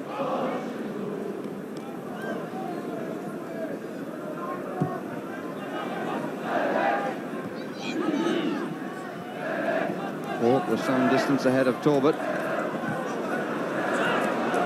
Gorman. Ricks wanting it to feet, now goes away. It's aimed at Sunderland, comes down to Ricks. Oh, I say!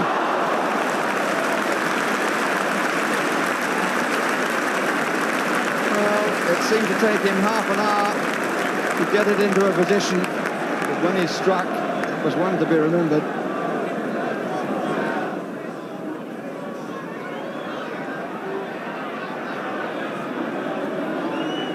Of course, still without Terry Butcher, suffering from this nose injury.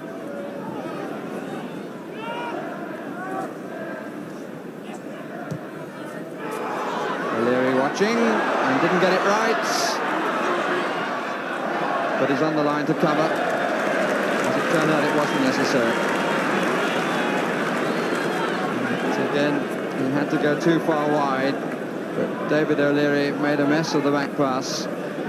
And Wood's speed off the line certainly helped save him from the error.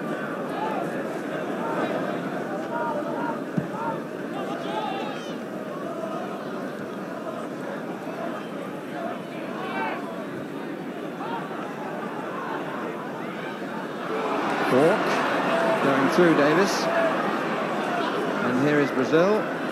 Here is Gates. And it took a deflection. George Wood, I'm absolutely certain that his body was going to kill any spin. It's a second mistake in a matter of half a minute by David O'Leary.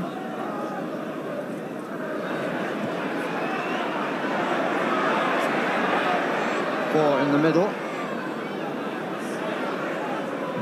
Ricks, not the time for a cross like that. Put it away by Mills. And this is for Brazil. And Muren has made the run behind him. Wood committed, and Hollins covers the gap. Not the best thing I think we've probably seen for Ipswich. Brazil going inside, Muren making the loping run outside him. It was played right. Wood came to collect. The cross came in, and Hollins was covering the hole. Away by Talbot. Brazil. George Burley.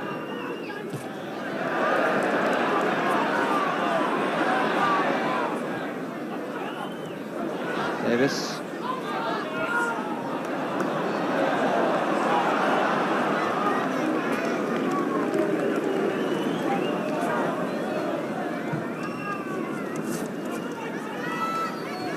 And by Davray.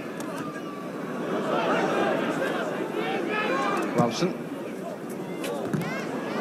Ricks, and he's away. It's there now, surely. No, it's not. Goalkeeper's arm turned it away. Well, he was through it to the gap. It closed a little bit at the moment that he decided to shoot. Didn't get the venom that he was probably hoping for, and the flattened arm of Civil turned it away for the corner. Davis takes. Good plant again. Sunderland. And a good header by Burley. Robson, and here offside is Davis. So it wouldn't have mattered anyway. Probably feel relieved that he was offside.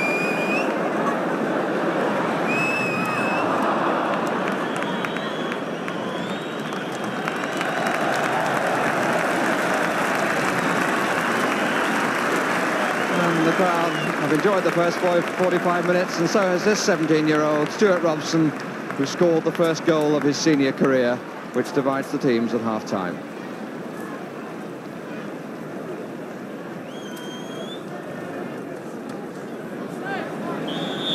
The start of the second half of a match of great importance to both sides, being among the pack, chasing the leader Southampton, both of them with games in hand. Here's White.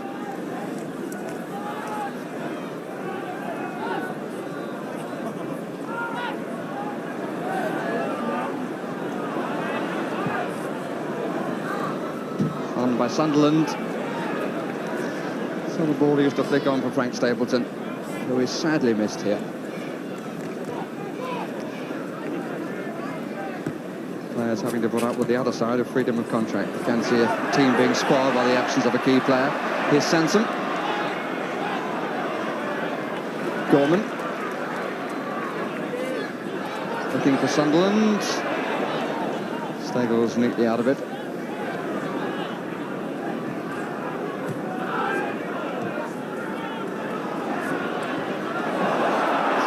Dear.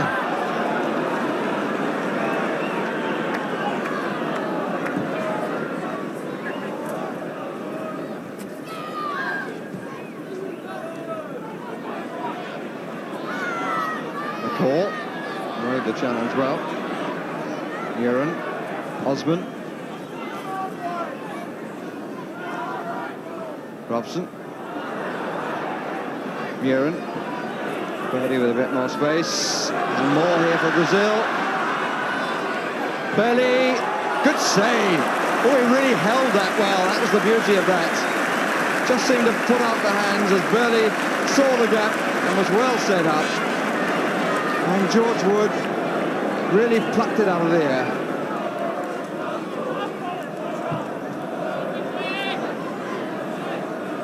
Swung a lot in the wind.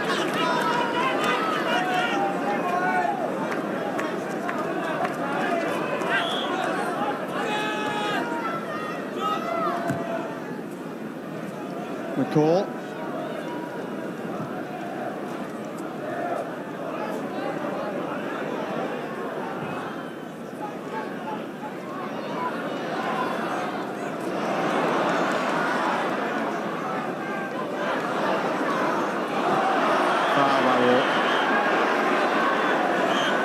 Hip which sent Talbot away.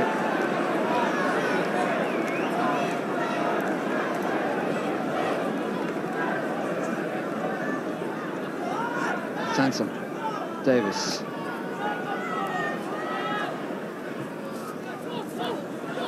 "15 minutes left. Still just the one goal. Here's Sansom. Too well to find room for the shot.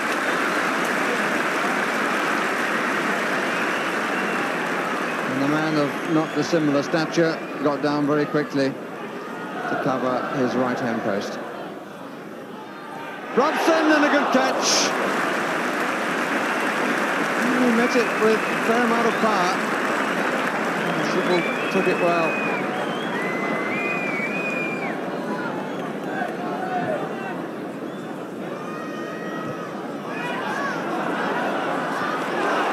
Nice touch from Ricks.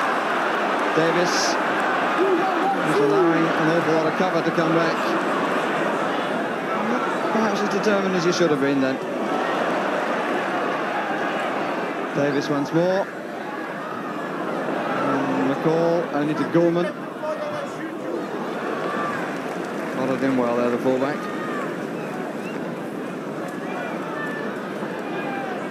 He had an opportunity then, but he didn't really seem to see it. Ricks! Another good stop by Sybil.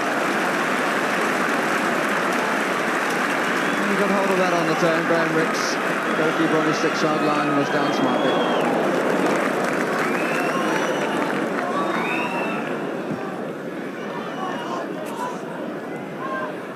White. Collins.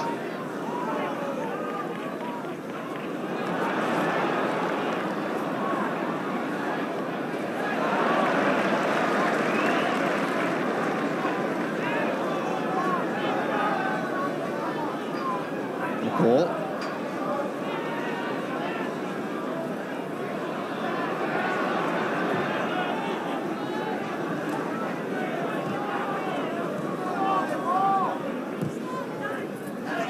Brazil.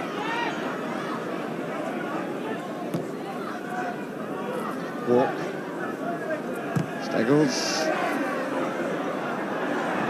And Robson didn't make it. Gates didn't either. Stuart Robson failing to make the clearance. And Gates going for the narrow angle was too sharp. Wide of the post.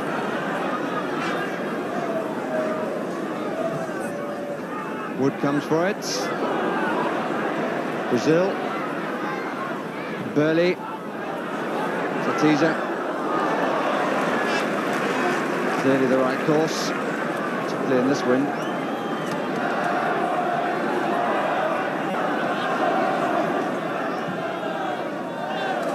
They're pushing, but evens and a goal kick.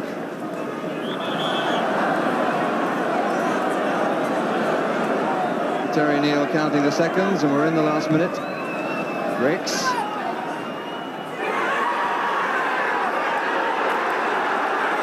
Robson. And the roars from the crowd had nothing to do with this match. Sunderland. Gorman!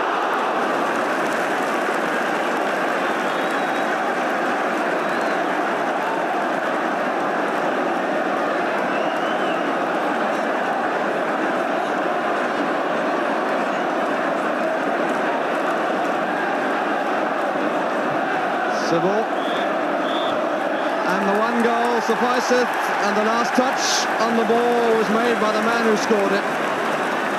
Stuart Robson's goal in the 11th minute, giving Arsenal the 3 points. And Ipswich must know that they had the chances to have changed the story, but seemed incapable of doing so. So the 3 points go to Arsenal, and the team get a pretty warm reception. So the final score, Arsenal 1, Ipswich Town 0, the scorer Stuart Robson, and the verdict now from those Arsenal supporters. I think Arsenal played like a new team. I think if they persevere with their youngsters, they'll be in the top of London once again. I thought it was quite a good performance. The defence played well, I thought. Midfield was reasonable, but again, it highlighted our lack of a striker. If we'd have had a striker in the first half, I think we could have sewn it up with 2 or 3 goals.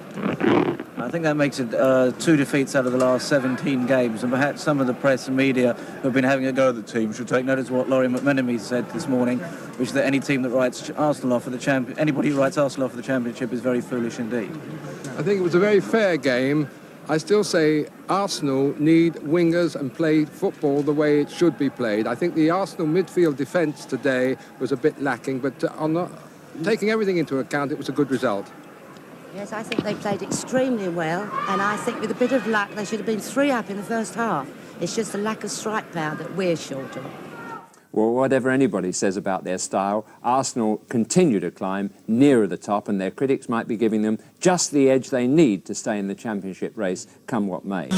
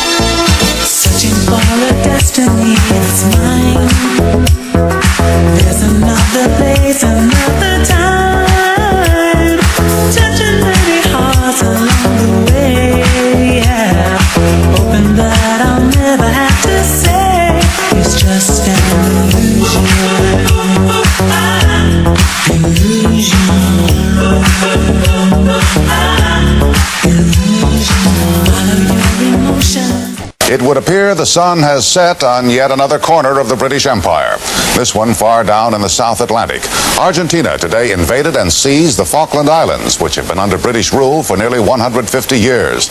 Britain promptly broke diplomatic relations with Argentina, sent several of Her Majesty's warships steaming south, and appealed to the United Nations. It all seems like something out of the 18th century, but the British, and for that matter the Americans, are not amused.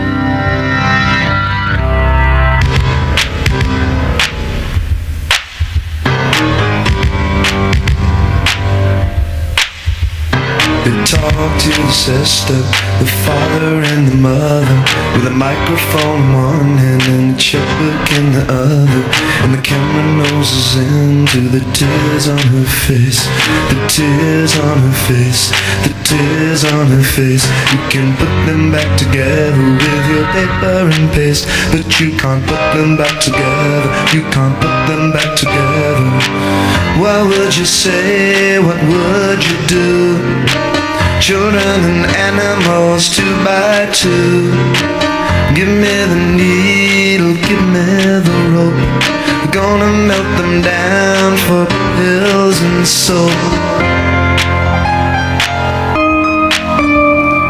4 and 20 crowbars, jamming your desire out of the frying pan into the fire.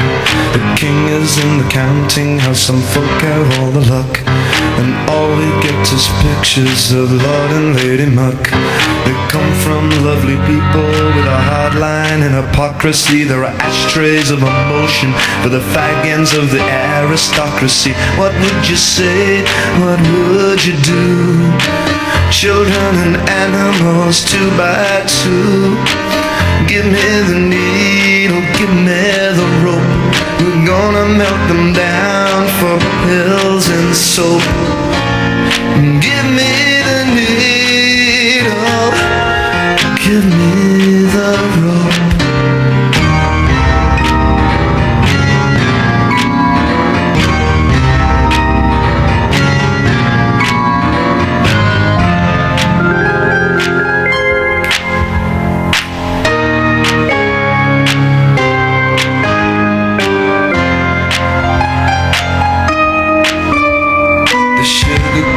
Pill is getting better still. You think your country needs you, but you know it never will.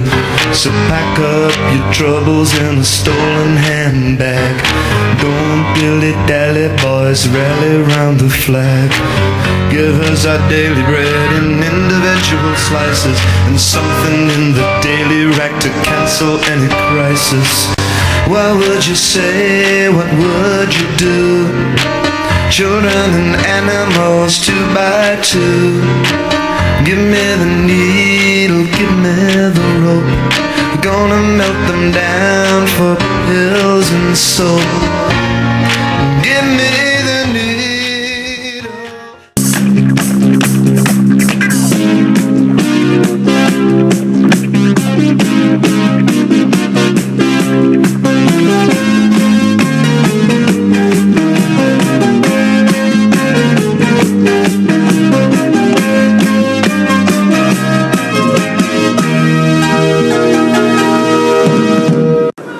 Take the throw. Hudson steamrolling his way through there. And the period of slightly untidy play ends with a free kick to Middlesbrough.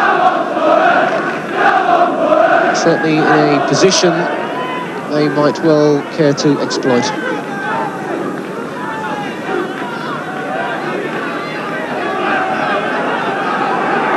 Baxter has gone up. Thomas's chip. Baxter was there. Ashcroft! It's over the line. Billy Ashcroft.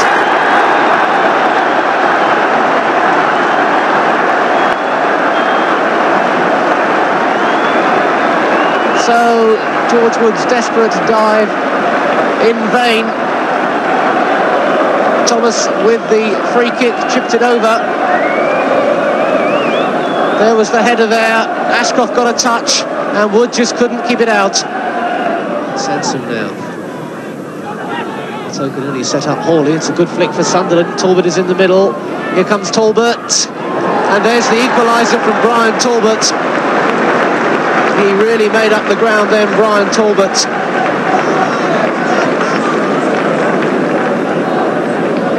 Sunderland just lobbing that ball into the vacant space, and Talbot came steaming through and did really well to steer that ball on target.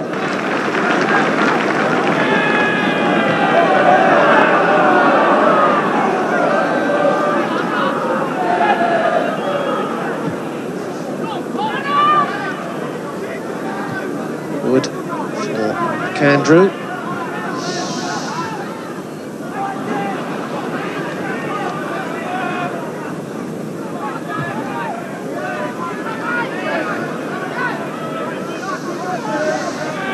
Davis.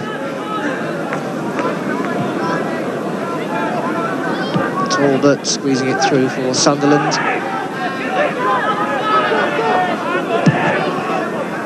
Oh, and it's a goal there. Scored by Davis. And McAndrew there, furious with his defence for the lapse in concentration. And Davis looks hurt down there. Sunderland laying the ball back, and the cross played in there, inch perfect, and a really brave header that from Paul Davis. And Middlesbrough with the proverbial mountain to climb now. And the goal scorer, Paul Davis, led off after diving in so bravely to steal that goal. Yeah, Chris White robbed by Bolton, but Arsenal still have it. This is Sansom and Sunderland, and the tackle in there from Baxter. Midway through the second half, Arsenal leading by 2-1, and defeat at Ayresome Park today for Middlesbrough would surely definitely mean second division football next season. Sunderland played a 1-2 there with Ricks, and that surely is the killer blow by Graham Ricks. He stroked that one into the corner so casually.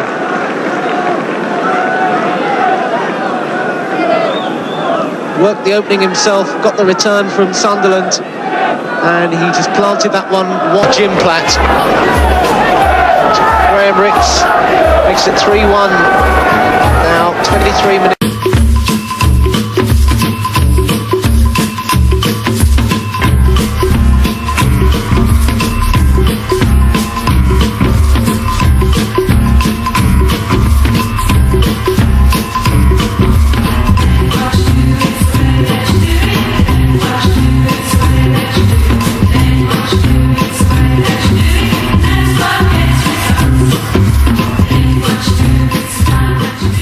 Still here. I think it's with John Push is after. Debbie, do you have any particular favourites of your own in the top 30? Well, while you're thinking about that, here's a chance for you to enjoy me doing the countdown.